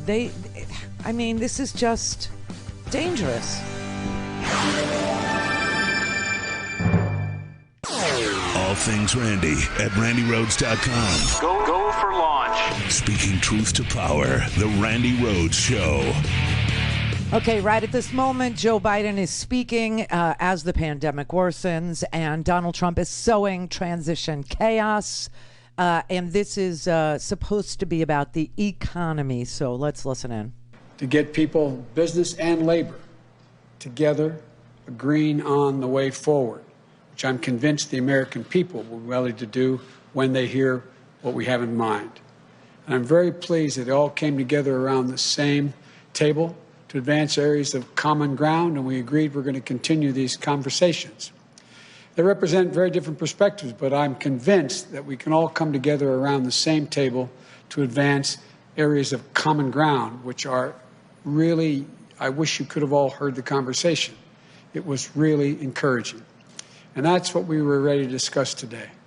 We all agreed that we want to get the economy back on track. We need our workers to be back on the job by getting the virus under control. We're going into a very dark winter. Things are going to get much tougher before they get easier. And that requires sparing no effort to fight COVID so that we can open our businesses safely, resume our lives, and put this pandemic behind us. It's going to be difficult, but it can be done. And they all agreed. That means rallying the country behind a national strategy with robust public health measures like mandatory masking, widely available testing with rapid results, scaled-up production of life-saving treatments and therapeutics, and safe, equitable, and free distribution of the vaccine. It's great news that Moderna and Pfizer have each come up with vaccines that are in excess of 90% effectiveness. And getting the vaccine and a vaccination, though, are two different things. Everyone on our call today and our Zoom today agreed that the sooner we have access to the administration's distribution plan, the sooner this transition would be smoothly moved forward. And, you know, as we battle COVID, we also make sure the business and workers have the tools, the resources, the national guidance, and health and safety standards to operate safely. And we can do that. We can bring Democrats and Republicans together, work with business and labor to deliver those necessary resources. And for millions of Americans who've lost hours and wages or have lost their jobs, we all agreed on our call that we can deliver immediate relief and it need be done quickly. Affordable health care for millions of people who have lost it or are in danger of losing it. Child care, sick leave, family leave, so workers don't have to choose between work and family. Corporate America agreed on this today, the folks on the call. We need support to support small businesses and entrepreneurs that are the backbone of our communities, but are teetering on the edge. And we all agreed on the urgent need for funding for states and localities to keep frontline workers and essential workers on the job. Vital public services, running law enforcement offices, educators, first responders, like we did in the Recovery Act of 2009, saving literally millions of jobs. There's a reason why the federal government is able to run a deficit, because the states must balance their budgets, and they're in real trouble. You're going to see hundreds of thousands of police officers, firefighters, first responders, mental health clinics. You're going to see them going out of business. Yep. Right now, Congress should come together and pass a COVID relief package like the HEROES Act that the House passed 6 months ago. Once we shut down the virus and deliver economic relief to workers and businesses, then we can start to build back better than before. We talked about how we have an opportunity to come out of this stronger, more resilient than we were when we went in. And I wish you could have heard corporate leaders and the major labor leaders singing this from the same hymnal here. Throughout the campaign, I laid out my Build Back Better plan. We laid out our plan. That an independent analysis put out by Moody's, a well-respected Wall Street firm, projected would create 18.6 million jobs. We talked about the need to own the electric vehicle market.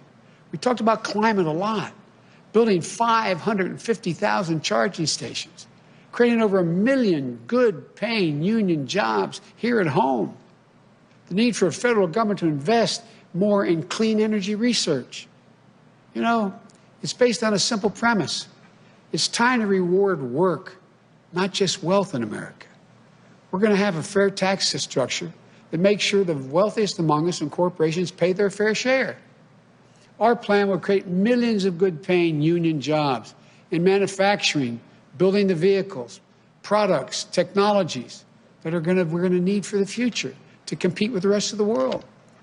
From autos to our stockpiles, we're going to buy American.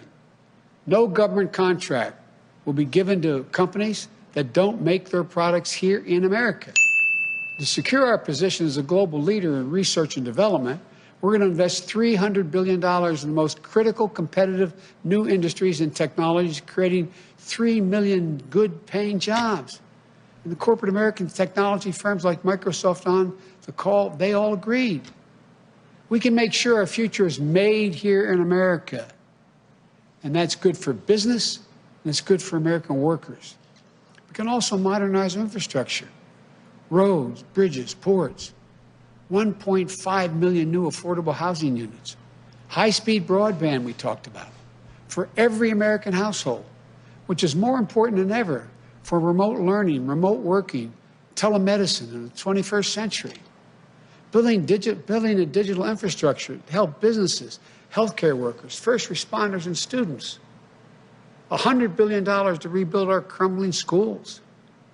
They talked about the need, the business community talked about the need to invest in HBCUs and community colleges. Retrofitting 4 million new buildings, or old buildings, retrofitting and making them new. Weatherizing 2 million homes. Building more climate resilient cities and towns. These investments will specifically target communities of colors so we can break the cycle where in good times they lag, and in bad times they get hit first and the hardest, and in recovery it's the toughest to bounce back. These are the kinds of investments that are going to strengthen our economy and our competitiveness, create millions of jobs, union jobs, and in doing so, we'll respect the dignity of work and empower the voice of workers. You've heard me say it before. My dad, when he lost his job in Scranton, eventually moved to Wilmington and got a good job. He'd say, Joey, a job's about a lot more than a paycheck. It's about your dignity, respect, your place in the community. It's about being able to look your kid in the eye and say, honey, everything's going to be okay. When we build back better, we'll do so with higher wages, including a $15 minimum wage nationwide, better benefits, stronger collective bargaining rights that you can raise a family on.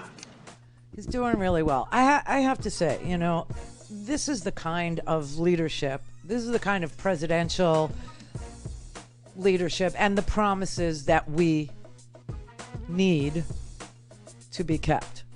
Not building a wall, not a Muslim ban, not lying about your size, your crowd size. No.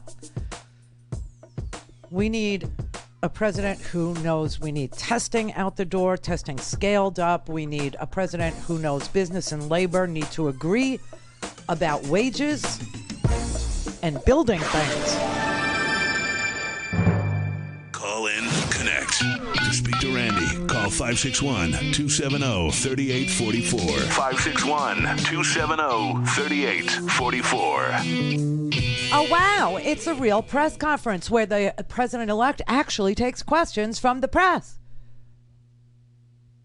So here's what he was asked. He was asked about the blockade of his transition, and he said, "Listen, if if the GOP and Donald Trump obstruct the transition, more people will die, and so we'll just work with the companies themselves. We won't go through." You know, they're not allowed to talk to Fauci. Did you know that? This is just like so twisted. But anyway, let's listen to the Q&A. You first seemed to acknowledge that you won. Then he said he won't concede. Then he said, I won. How did you interpret that? And at the end of the day, do you want him to concede? I interpret that as Trumpianism. No change in his modus operandi. I think the pressure will continue to build. Look, I'm having a lot of meetings with world leaders on the telephone. I cannot get into negotiating with them about things that are going to be done, but they're calling with some degree of enthusiasm. Everyone from the Holy Father to prime ministers across the globe. And so we're moving along knowing what the outcome will be. And as I said earlier, and I probably shouldn't repeat it, but I find this more embarrassing for the country than debilitating for my ability to get started. And then secondly, I want to follow up with you on the vaccine. If the FDA gives emergency authorization to the Pfizer or Moderna vaccine in the coming weeks, will you get vaccinated?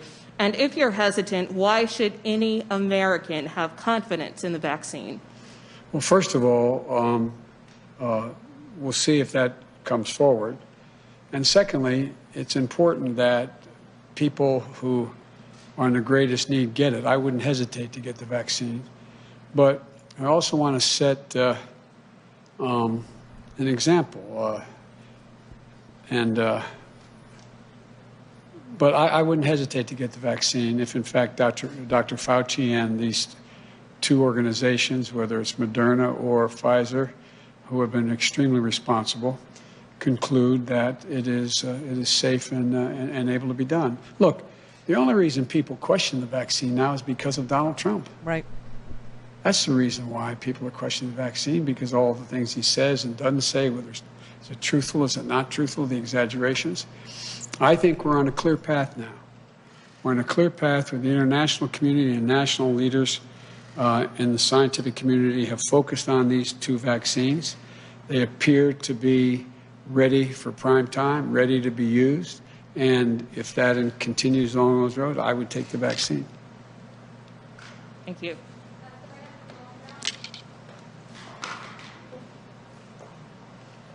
Thank you, Mr. President-elect. You have been urging the American public to continue practicing social distancing and wearing a mask. But with cases skyrocketing across the country, do you think that more governors should be closing non-essential businesses and reinstating stay-at-home orders? Look, it depends on the state. What I failed to mention earlier is the enormous respect I have for conservative Republican governors who stepped up and issued mandates for wearing masks.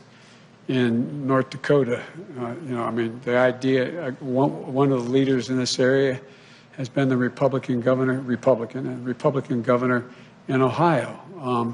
And in addition to the folks who've already been leading, like the governor of Michigan, the idea that the president's now existing, remaining advisor on COVID is saying that they should resist. What the hell's the matter with these guys? What is the matter with them? He's talking about Scott Atlas. Every major individual of any consequence in the health field is saying we can save 100,000 lives just between now and January 21st by wearing these masks. It's going to take a while for the vaccine to be able to be available, distributed, and get to people. We're talking about 350 to 400,000 people dying. What are they doing? It's totally irresponsible. Irresponsible. And so I compliment the governors who stepped forward, who have been stepping forward, but also the Republican governors who stepped forward. I left out the governor of Utah, very conservative state, governor of North Dakota, and all the Democratic governors have been doing it all along. I mean, I just ask a rhetorical question. Do you guys understand this? Does anybody understand why a governor would turn this into a political statement? It's about patriotism. It's about being patriotic. It's about saving lives, for real. This is not hyperbole. It's about being patriotic. And I think you're seeing more and more as this god-awful virus continues to spread almost unabated, that that governors are stepping up. And just following up on that, especially with many states reporting new highs in terms of the daily number of cases and a lot of public health officials sounding the alarm over the holidays, what is your message to people who are considering, for example, getting together with their families and others for Thanksgiving? Would you urge people to reconsider their plans? Well, here's what I'd do. Let me tell you what the health experts have said to me. And it's not because I'm unique and president-elect, it's because of my family. They strongly urge that if, in fact, we're going to have Thanksgiving with anyone, that we limit it to a maximum. They suggest 5 people, maximum 10 people, socially distanced wearing masks, and people who have quarantined. So Jill and I spent this morning, like many of you, trying to figure out what are we going to do for Thanksgiving? How are we going to do it? And we've narrowed down which family members and that they were tested, recently tested in 24 hours. Yeah. And so I would strongly urge, for the sake, not just your sake, for the sake of your children, your mother, your father, your sisters, your brothers, whoever you get together for Thanksgiving, think about this. There should be no group more than 10 people in one room. Inside the homes. That's what they're telling me. They're telling me they're, making sure that that's the case. And I have the more potent mask behind this one. I took it off when I came out here. I wear it inside this, that to be masked. Okay, so obviously this is a whole different approach to combating a pandemic in America. This has to do with giving factual, scientifically based advice. This has to do with showing up. The president, again, had not attended a coronavirus task force meeting in at least 5 months. People inside the Trump administration are saying he doesn't want to hear anything about it, he doesn't want to see anything about it, and that when Pfizer on Friday announced that they might have a vaccine available soon, he was furious. Furious. And he said it was a conspiracy against him. This is the Randi Rhodes Show. To speak with Randi, dial 561-270-3844. That's 561-270-3844. All right, let's just sum up what just happened here. They're done. The president-elect of the United States of America and the vice president-elect of the United States of America, Joe Biden and Kamala Harris, gave a briefing on our economic future, their path forward, the COVID epidemic, the vaccine news, how much money they are looking to spend in a stimulus package, how we attack climate and make it work for working people, how we make things in America, how we get PPE out the door, how we do everything we need to do beginning on January 20th. And of course, this president currently, we have 65 more days of the lamest duck ever, who is focusing on crowd size, who decided he would do a drive-by in Washington, D.C. It was so sick. We had these, Trump people out there protesting the election because they said, well, I went to sleep and, Trump was ahead. And then I woke up at 6 o'clock in the morning and all of a sudden we have a dogfight. We have a race. Yes, because Donald Trump told his supporters not to vote by mail. And so they voted on Election Day in person. and we voted by mail, or we voted early, or we vote. Listen, you know, they're screaming about rigged elections. Can I just remind you of a little detail? Just a little one. 11 hours it took to cast a vote in Georgia. The people that arranged for it to take 11 hours to vote in Georgia were not Democrats. So if you want to talk about election rigging or suppression or keeping people away from the ballot, look no further than the Republican Party in Georgia, okay? And even they agree that the election was fair and free of any shenanigans, except that they did show you they were going to still, in Georgia, try to suppress the vote by making people in the middle of a pandemic have to wait on 11-hour-long lines, which they did. However, most of us voted by mail, and that is why in the middle of the night things changed. We told you there would be a red mirage. Everybody knew it. Fox News did not tell their viewers anything about this. They didn't tell them that right away the in-person votes would be cast and counted and that the mail-in ballots would take some time. What they also didn't tell their listeners and their viewers, and right-wing radio neglects to this moment to tell their viewers and their listeners, is that there are paper backups for every ballot cast. You know, they got all these conspiracy theories going on, and people are living inside of this conspiracy bubble. It's really dangerous, but it works. Propaganda works, and the only antidote to propaganda is truth. A whole lot of it, liberally applied and shown to people in front of their faces. Truth. Truth is the antidote to propaganda, which is why we work so hard to do fact checks and get them out to you and put them in a homework. So if you're a reader, you can read them. If you're a listener, you can listen to them. If you're a viewer, you can watch. Whatever method you learn by, some people learn audibly, some people learn visually, some people learn by experience things, right? But everybody's got to get on the same page in this country, because the virus doesn't know if you watch Fox News or listen to Rush Limbaugh. The virus just knows that if you're unmasked in Washington, D.C., screaming and yelling that this is wrong and that the election was stolen, that you're going to get sick. That's what it knows. And that you're going to then go home to wherever you came from, and you're going to bring it with you. This is sad. So thousands of Trump supporters with bad information and conspiracy theories, including Alex Jones, he was there, white supremacists, people that are just living in a bubble, ordinary folks that just don't know what to believe. They all descended on Washington, D.C.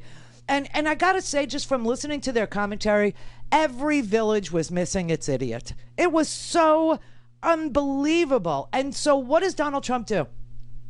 He gets in a car with more Secret Service agents, and we told you 130 Secret Service agents have already either been infected or are in quarantine because the president is a hot zone. He gets in a car with even more Secret Service agents on his way to play golf and tells them to drive through downtown D.C. to say hello, to wave at these people who are risking their lives because they don't understand that this election was free and fair. And they believe something evil happened, and stealing occurred, and vote flipping occurred, and whatever it was. Meanwhile, you have a president who is literally AWOL on the issue of a pandemic, which is the issue that Joe Biden was able to win on. We wanted somebody who could manage it better. We wanted somebody who would be honest. What does Scott Atlas do, the guy that Donald Trump is listening to? The guy who is promoting herd immunity. You know what herd immunity is? It's a nice word for mass murder. That's what herd immunity is a nice word for. Nice two words for. Mass murder. Because you would see anywhere from 2 to 6 million people dead every year in order to get to herd immunity. And you know why Donald Trump chose herd immunity as the way he would approach this? Because it was the easiest thing to just ignore it and say whoever dies, dies. I'm telling you right now, we're in much better shape this exact moment than we were before November 3rd. Only because there's hope on the horizon. Only because we know that we have somebody competent and capable coming in. Only because we know that that Joe Biden is talking about the future, which means we probably have one, and Donald Trump is talking about the past. That's all he ever talks about. Crowd size and walls and bans and Muslim bans. You can't find 666 sets of parents for kids that are missing. He just this weekend, I always told you, it's always a guy named Chad, right? This weekend, a federal judge found that Chad Wolf, who is the head of DHS, the Department of Homeland Security, that he has been serving illegally. Illegally. He was put in there illegally, and therefore any of his proclamations no longer have the weight of and full force of the law, because he himself ascended to that role through lying to the court illegally. That's what a court found. And so his DACA restrictions, now this affects 1 million people right here, okay? His DACA restrictions are no longer in play. No longer in play. Because he himself was serving illegally. You know who else was serving illegally? The court hasn't ruled on it yet, but I just want you to know this. Because when it happens, then you could say, yeah, I knew that, right? Ratcliffe, this guy from Texas who is the director of national intelligence, is in that position illegally also. Because that is one of the few positions that has a statutory requirement associated with it. You know, a lot of these cabinet positions, there's no barrier to entry. You know, just about any Joe Schmo can be appointed by a president, and if the Senate confirms them, well then, hello. Including the Supreme Court. You don't even have to be a lawyer to be a Supreme Court justice. But the Director of National Intelligence does have to have extensive experience in national security. You can argue all day long about what does extensive mean, but no experience is not extensive experience. No experience isn't even in the wheelhouse of extensive. Okay? And that man, Ratcliffe, is serving as our Director of National Intelligence, and he has no intelligence experience. So, you know, when people support this president over somebody who legitimately won an election, and it was an electoral college blowout, okay? 306 electoral college votes. You know, Pennsylvania, Biden won by 52,000 votes. Michigan, Biden won by 146,000 votes. Georgia turned blue. Arizona turned blue. We flipped state. It was a blowout. And all this man will talk about is his hurt feelings and the past and this and that and then drives through downtown Washington and waves at people who are out on the street erroneously informed and risking their lives because none of them would wear masks because they're loyalists, and he's made a mask a political statement. Douche. On his way to play golf. It was the sickest thing. And Kayleigh McEnany tweets, more than 1 million marchers descend, to what? What is this problem that they have with head counts? I don't... Mary had a little lamb. The fault. We believe that all men are created equal. To the magnificent mosaic that is America. From radio beacon to radio beacon. I have a dream today. Change has come to America. Believe me. Knock, knock. Who's there? It's a figment of your imagination. Randi Rhodes Show. Turn up your mind. Mr. President, you lost the election. When will you admit that you lost the election? When will you admit you lost the election, sir? Wow. That was Brian Kareem, your favorite Playboy reporter, asking the president last Friday, when is he going to concede? When? When will he do this? Okay? And the president of the United States is not conceding.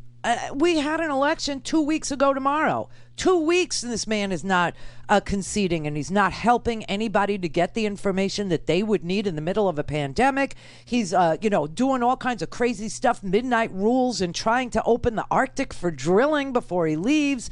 He's got a 30-year-old degenerate gambler. No, I'm not kidding.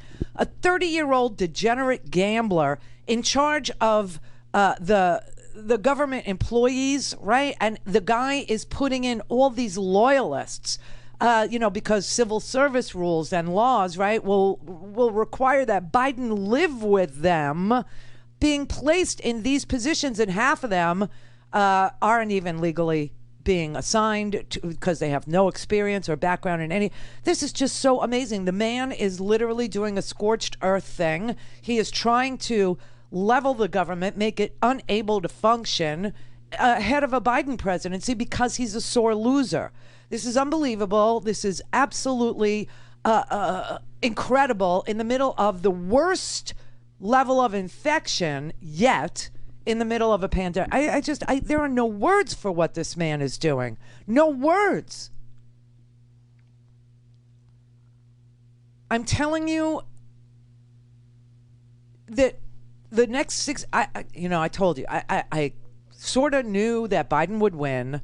I just kept saying it can't be close, because if it's too close, they can steal it. It wasn't too close. They couldn't steal it. They're saying that we stole it, and it's being thrown out of court everywhere they go. Every court that's heard anything that they had to say about stolen, fraud, said, no, you haven't shown any evidence of any of these things. What exactly is your problem? And thrown them out of the court. Thrown them out. Cases dismissed, cases said, no evidence attached, just because if it's live, if the case is alive, then they can say, we'll see what happens. Yeah, there's nothing to see. It all happened. It's done. It's in the bank. It's done. And listen, Obama, who's probably the most diplomatic person I have ever seen in this country, ever, said it is time for him to concede. Certain norms, certain institutional values that are so extraordinarily important had been breached. That it was important for me, as somebody who had served in that office, to simply let people know this is not normal. This election is over. While Joe Biden waits to assume the presidency, President Trump continues without evidence to challenge the election's outcome. They're trying to steal an election. Oh my God. Many of Mr. Trump's supporters continue to stand behind him. 72 million people voted for Donald Trump. What does that say to you about the state of this country? Well, what it says is that we are still deeply divided. The power of that alternative worldview that's presented in the media that those voters consume, it carries a lot of weight. Are you worried about that? Yes. It's very hard for our democracy to function if we are operating on just completely different sets of facts. But it's clear as we sit here today, we're not going to have a peaceful transition. I think about John McCain calling, George and Laura Bush welcoming you and Michelle Obama to the White House. Could not have been more gracious. I remember you inviting Donald Trump to the White House. Yes. If you succeed, then the country succeeds. I wish that you succeed because we want the country to succeed. Right. He does not seem to have taken a page out of any of those playbooks. No. So what is at stake here? Well, look, Joe Biden will be the next president of the United States. Kamala Harris will be the next vice president. There is no legal basis. But he's getting support from members of the Republican Party who are not challenging him. And that has been disappointing. Yeah. But it's been sort of par for the course during these 4 years. They obviously didn't think there was any fraud going on because they didn't say anything about it for the first 2 days. But there's damage to this because what happens is that the peaceful transfer of power, the notion that any of us who attain an elected office, whether it's dog catcher or president, are servants of the people. It's a temporary job. We're not above the rules. We're not above the law. That's the essence of our democracy. Yeah, and it's fading away right before our very eyes because you can see a president with 65 days left in power doing everything that he knows, in his ridiculously sore loser mind to do to defeat a successful Biden presidency, to delegitimize the idea that Joe Biden was fairly and freely elected by a majority of Americans in their states. This is the same old playbook. You got to remember that Mitch McConnell started this with Barack Obama years ago. We're going to make sure that Barack Obama is a one-term president, remember? There is absolutely no way to rig a national election. They are handled at the local level. So what's going to happen is they're going to have their recount, and then let's just hope they accept that Donald Trump was elected. The big question is whether or not this is so widespread, and Brian, you used that word a moment ago, widespread, to overturn an entire election. Hillary Clinton's campaign said it is supporting recount efforts that are led by Green Party candidate Jill Stein. Now, this is insanity. It's all about trying to undermine a Democratic election and, of course, Donald Trump's decisive victory. Now, of course, they have no actual proof of voter fraud or any wrongdoing. Democrats, they just want to try and block any and all audit of what are now growing examples and, frankly, affidavits of ballot irregularities and outright illegality. So the idea is that Russia somehow got into the software that runs the voting machines and manipulated the results. Is there any evidence that's true? I mean, I'm not saying, like, I'm always open to evidence, but that seems insane to me, and we shouldn't suggest it unless we have actual evidence. At this stage, the fraud that we can confirm does not seem to be enough to alter the election results. We should be honest and tell you that. Yeah. Of course, that could change. We don't know how many votes were stolen on Tuesday night. We don't know anything about the software that many say was rigged. We don't know. We ought to find out. If there's every election that doesn't need a recount, it is this one. What about the arrogance of people saying the president can't get a recount or can't look into allegations? Somehow Donald Trump was not the duly elected president of the United States. This is all a distraction. In closer, particularly contentious races, Democrats, more so than Republicans, seem to have a problem conceding defeat. I love these legal challenges because we have to get to the bottom of all of this and expose fraud where it occurred.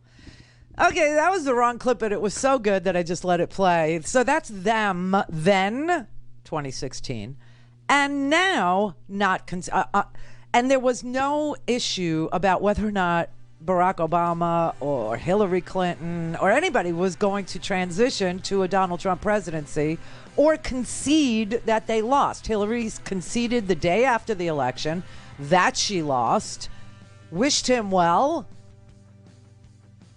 And Barack Obama had Donald Trump to the White House. The wives met, went through a transition, made everything available to an incoming Donald Trump administration, gave briefings, gave classified briefings so that there would be no space between an Obama administration and an incoming Donald.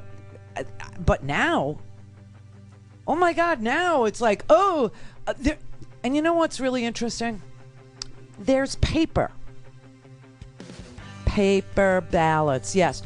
All these machines that they're alleging cheated created paper.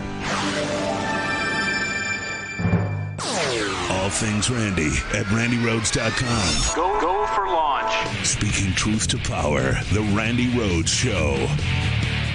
A president is a public servant. They are temporary occupants of the office by design. And when your time is up, then it is your job to put the country first and think beyond your own ego and your own interests and your own disappointments.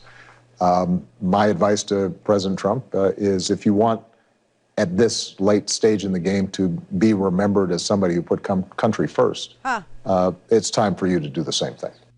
The man does not put anything before himself. He doesn't think of anything but himself.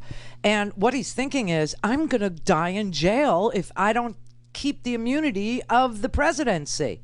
That is a fact, and that is why Donald Trump is, not conceding this race and feeding his supporters a whole host of lies. Now, like I said, if you want to look at who did what to insert themselves into an election or to rig an election or to suppress votes or whatever, you don't look any further than Donald Trump himself, because Donald Trump literally tried to kill the Postal Service when he found out that Democrats were going to vote by mail. Why? Because Democrats tend to live where the jobs are, in cities. And in cities, there is close quarters. And people weren't in the mood to get COVID.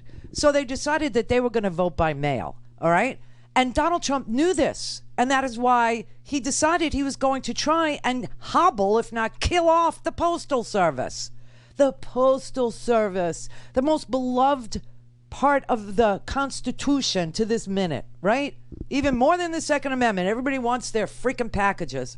The Postal Service he tried to kill. And then, Kemp and the whole, GOP cabal who understood that Georgia was ripe, that Georgia's 20-year project toward turning Georgia blue was about to come to fruition. What did he do? Created a situation where people in the middle of a pandemic would have to wait on lines for 11 hours if they wanted to vote in person. And in Atlanta, they wanted to vote in person. It was important to them. They had been working on a project for years now to make Georgia reflect Georgians. So who was trying to rig the election? We were? No. It's so ridiculous. Everything is backwards. Everything is, through the looking glass in their bubble, in their information bubble, because it's false information, bad information, conspiracy theories, and they're not going to stop. They're just not going to stop. And I got news for you. Every time I see Obama or Biden today or Kamala Harris today give an economic speech or talk about their plans, their monumental plans to distribute vaccines or to combat COVID or to get stimulus money out the door so that we can combat COVID in a meaningful way. I mean, he's talking about a big stimulus today. He's talking about $3 trillion going out the door. Big, huge. That's Nancy Pelosi's Heroes Act is what he's talking about. He's talking about, electric vehicles. He's talking about 550,000 charging stations. He's talking about union jobs, good pay. He's talking about 1.5 million new affordable housing units. He's talking about retrofitting, weatherizing existing housing. He's talking about buying in America. He's talking about paid sick leave and family leave and all these, child care. And the big impediment is the Republicans, which is why the Senate is so freaking important. This is why the fact that there is a situation in Georgia that requires a runoff election for 2 Senate seats when we are 2 Senate seats away from the majority. It's like a gift from God. It's divine intervention. People literally stood online 11 hours in Georgia under a Republican Secretary of State, under a Republican governor, in order to cast their ballots. And they created a situation where Biden won, and there's going to be a runoff between 2 insider traders, and you can spell that any way you desire, and a reverend who is Georgia. He's everything that Georgia is, Raphael Warnock, and John Ossoff, the first Jewish candidate. I swear to God, it would be amazing. It would be amazing. But right now, my God, we got a Republican Senate, and if any of these things sound necessary to you or hopeful to you, when I talk about $15 an hour minimum wage, union jobs, when I talk about modernizing our roads and bridges and tunnels and creating good paying jobs, and when we talk about, a green economy, the new emerging look, China isn't going to allow any combustion engines in their country in what, 15 years? They've already done it, and they are incentivizing American companies to come there and give them their, ingenuity and technology. It's stupid on our part. But the impediment to all this is Mitch McConnell, one turtle-like man. The refusal of Democrats and Republicans to cooperate with one another is not due to some mysterious force beyond our control. It's a conscious decision. It's a choice that we make. If we can decide not to cooperate, then we can decide to cooperate. I believe this is in part the mandate from the American people, part of the mandate they gave us. They want us to cooperate. They want us to deliver results. And the choice that Kamala and I will make is that we're going to do that. Yeah, but Mitch McConnell's not going to do that. And that's why Mitch McConnell needs to be the minority leader. Let him lead a minority, okay? He cannot have a majority anymore. And these two Senate races in Georgia are going to determine whether or not we get progress, whether or not we move forward, whether or not we create all these unbelievably good jobs, good paying jobs, whether or not we have 550,000 charging stations across this country, whether or not we actually invest in Make It in America, the actual real deal, not Trump's fake one where he just claims that happened and he talks about Shinzo's and that they opened 5 plants, which never happened. It never happened. And people believe it did, but it didn't. It didn't. I mean, it's just so unbelievable whether or not we get the stimulus money out the door, whether or not we can actually get the manufacturing of vaccinations out the door, whether or not we can do this or not. They're still on the Republican side saying Trump won. They're still saying that out loud, in public, on the TV, they're saying it. And they're people who went to Washington, just as an example, because they're the ones that were interviewed because they were there. They still believe that Donald Trump won and that something was wrongfully decided, that it was stolen, that votes were flipped in the middle of the night. And Donald Trump's loyalists are still injecting that poison into the body politic. They're still doing it. How in the world do we move forward if they won't stop? And all they talk about is the past. That's it. Call in, connect. To speak to Randi, call 561-270-3844. 561-270-3844. So we're moving forward here at the White House under the assumption that there will be a second Trump term. President Trump believes he will be President Trump, have a second term. I think the president will attend his own inauguration. He would have to be there, in fact. There will be a smooth transition to a second Trump administration. What I'd like to know is what in the hell is the Republican Party doing to defend and to, I mean, why not just say we're not going to accept the results of this election? It's outrageous. Oh, my God. That was this weekend. Oh, my God. So no wonder the people who are on the losing end of their choice for this next, administration are full of wrong information. They're full of, spit and vinegar. They think somebody stole something from them. They feel violated. So listen, you weren't cheated. This was a free and fair election. Everyone in this government, in Trump's government, this is still Trump's administration, has said this was a free and fair election. And all of that, we need to ask the questions. Guess what? There are paper ballots. Everyone who voted created a paper trail. That's how they're able to do a recount, an audit. In Georgia, they're doing it now. They'll be done on Wednesday. The only reason why I think the Secretary of State Raffensperger in Georgia is doing it is because he and the Republicans in Georgia have unleashed the whirlwind with these supporters who believe something was stolen from them. Nothing was stolen from you. Nothing. The country is divided right down the ass crack, except that there are 5 million more people on my side of the crack than on your side of the crack. That's what happened. There was no cheating. Nothing was done except, an inordinate, effort to slow the mail, kill the mail, or create this environment where you thought something bad happens when you vote on a piece of paper through the mail.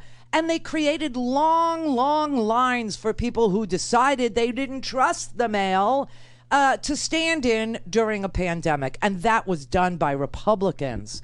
But they're not going to stop, man. They're just not going to stop. And to give this legitimacy is to delegitimize our democracy. I'm more troubled by the fact that other Republican officials who clearly know better are going along with this, are humoring him in this fashion. It is one more step in delegitimizing not just the incoming Biden administration, but democracy generally. This democracy doesn't work if we don't have an informed citizenry. This democracy doesn't work if we don't have responsible elected officials at other levels who are willing to call the president when he's not doing something right. Call him on. And we don't have that. We don't have that. We have a bunch of fringy, lunatic people who are intent on propagandizing the American people, who are very busy, telling the American people that something, violative happened to them. They were robbed. They were stolen from. This is really dangerous behavior, and it's being perpetrated upon America by guys like Devin Nunes, by guys like Mitch McConnell, by Lindsey Graham, by that whole cabal of parasites. And the idea of why they're doing it ought to not be lost on you. They're doing it so that Joe Biden is hobbled before he even begins. They did it to Obama with the birtherism, and Trump was the biggest birther, and it worked. It worked. And now they're doing it to Joe Biden because they believe it will work and that they can hold out for another 4 years and get a do-over in 4 years, and they will, be preeminent again. It's sad. It's really sad because, we're literally dying out here. We are literally dying. And Anthony Fauci, who never says anything political, is trying to tell you that the lack of cooperation by the Trump people is really dangerous, and that he's not been able to communicate with Joe Biden. He can't talk to Joe Biden because the Trump administration, you have one president at a time, will not allow him to talk to Biden. How problematic is it for the fight against the coronavirus if the NIH and your agency and other government experts are not able to begin communicating with President-elect Biden's team, which, as you know, has its own expertise in fighting pandemics? Well, Jake, as you know, I've been through multiple transitions now, having served 6 presidents for 36 years. God. And it's very clear that that transition process that we go through, that time, the period of measured in several weeks to months, is really important in a smooth handing over of the information, as well as it's almost like passing a baton in a race. You don't want to stop and then give it to somebody. You want to just essentially keep going. And that's what transition is. So it certainly would make things more smoothly if we could do that. So just as a public health measure, you think it would be a good idea if your team would be able to work with the Biden-Harris transition team right now, just in terms of what's best for the public health of the American people? Of course, Jake. That's obvious. Of course it would be better if we could start working with them. I mean, who, besides for a person who's willing to commit, let's just call it negligent homicide or mass murder, who in the world would do this? Who in the world would stop an incoming administration of the United States of America, who has the absolute worst numbers in the world for new COVID infections, for deaths per week, deaths per day, for transmission of the virus? Who, except for somebody who is willing to see mass death, would do this? Who would do this? Nobody would do this. Nobody that's worthy of the American presidency. Nobody that is a decent person. Nobody that has any integrity at all, a shred of decency, would do this. Only Donald Trump is doing this. And in 1 week, I mean, we're seeing numbers double every, 9 days. Now we're down to 6 days, double. It's bizarre. And you had over the weekend Gretchen Whitmer of Michigan, who had her life threatened by these Trump supporters. because she's trying to keep her people disease-free and alive, was threatened with kidnapping and murder, okay? And she is so strong. She is a boss lady, okay? She was on the TV telling people in Michigan, I'm so sorry, but we're making changes and they're going into effect, and we're not going to allow, we're going to have remote high school, we're going to have remote college, we're going to have remote work unless it absolutely has to be done in person, no more indoor dining at bars and restaurants, organized sports, nope, except for professional sports and a select number of NCAA sports, no more group fitness classes, theaters and movie theaters are closing, stadiums and arenas are closing, bowling alleys are closing, ice skating rinks are closing, indoor water park. I didn't even know you had indoor water parks. I want to go to an indoor water park. No more bingo, no casinos, no arcades. Everything's got to close because they're losing 1,000 people a week. And they tell, oh my God. This is the Randi Rhodes Show. To speak with Randi, dial 561-270-3844. That's 561-270-3844. A leading model shows that if we don't take aggressive action right now, we could soon see 1,000 deaths per week here in Michigan. I want you to think about that. 1,000 deaths per week is what one of the models tells us. To date, we have just under 8,000 people lost. That could be 1,000 a week we could be adding to that. So if we act now, though, just like we took action in the spring, and we work together, we can save lives, thousands of lives. So that woman who is trying to protect her own citizenry is being threatened not just by lunatic fringe groups with weapons who go to the Capitol, and then we find out that they have some secret plan to kidnap her and then try her for treason and kill her. She is not afraid. She doesn't back down. She's still going to try to protect even them from the pandemic, from a disease in her state. And what does the Trump administration do? Scott Atlas, who is a radiologist, he is not an epidemiologist, he isn't a pulmonologist, he has nothing to do with infectious diseases at all. He reads x-rays. But Donald Trump saw him on Fox News saying herd immunity was the way to go. Let everybody die. Thin the herd. Let them die. The weakest will die. And who cares about weak people? The elderly. And Donald Trump went and said that. The elderly are the ones that are dying. No one important. No one important. He actually said that. Okay, so now Scott Atlas, over the weekend, hears that Gretchen Whitmer is going to do these 14 different things. She's going to shut down indoor activity for the most part. Schools, high schools, colleges, older kids, right? And he tweets out that you in Michigan have to rise up. You have to rise up and you have to do something about her. And I swear to God, no one could believe it. And he said, you'll get what you accept. And we started a hashtag. We were tweeting all weekend. We don't accept herd immunity. We don't accept mass murder. Okay. We don't accept this abject failure on your part. We don't accept you. Right. And then people started pointing out that what he was saying sounded an awful lot like inciting violence. So he was forced to, after his Rise Up Michigan tweet, he was forced to actually confront the Michigan Attorney General. And he had to tell the Michigan Attorney General, no, I was never talking about violence. I was never talking about violence. It sure sounded like you were talking about violence. Rise up. Rise up against Gretchen Whitmer. This is really twisted and dangerous stuff. And they're not going to stop. They're just not going to stop. We have to survive these 65 days. And I'm telling everybody, you got to be extremely careful because this thing is the Midwest is getting hammered now.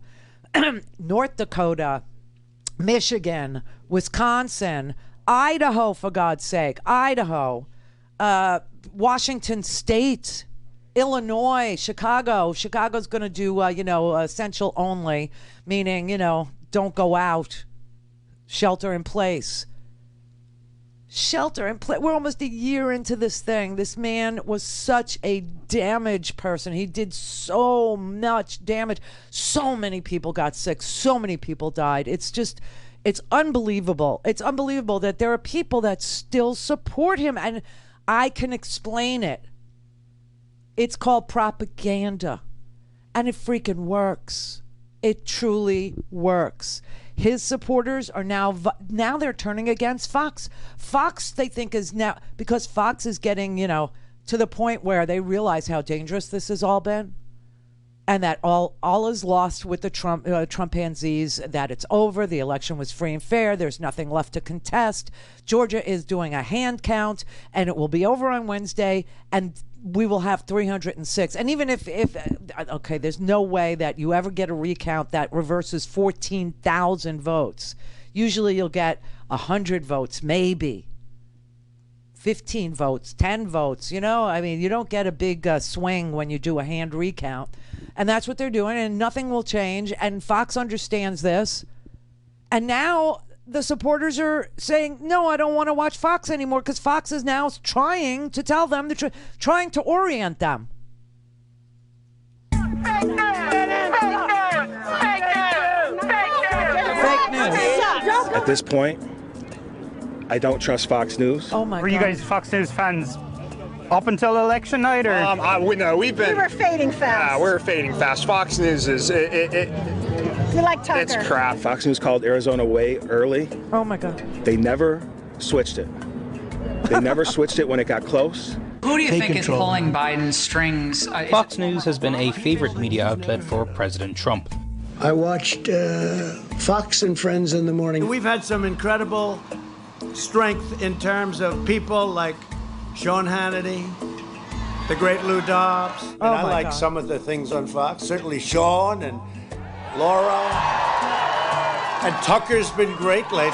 Oh, my God. And the network's been criticized for being Trump's mouthpiece. Pro-Trump outlets and some of Fox's biggest stars are enabling this alternative reality that claims that Biden is not president-elect. But during the campaign, as Joe Biden pulled ahead in the polls and was eventually declared the president-elect, many Trump supporters I spoke to said they no longer trust Fox News.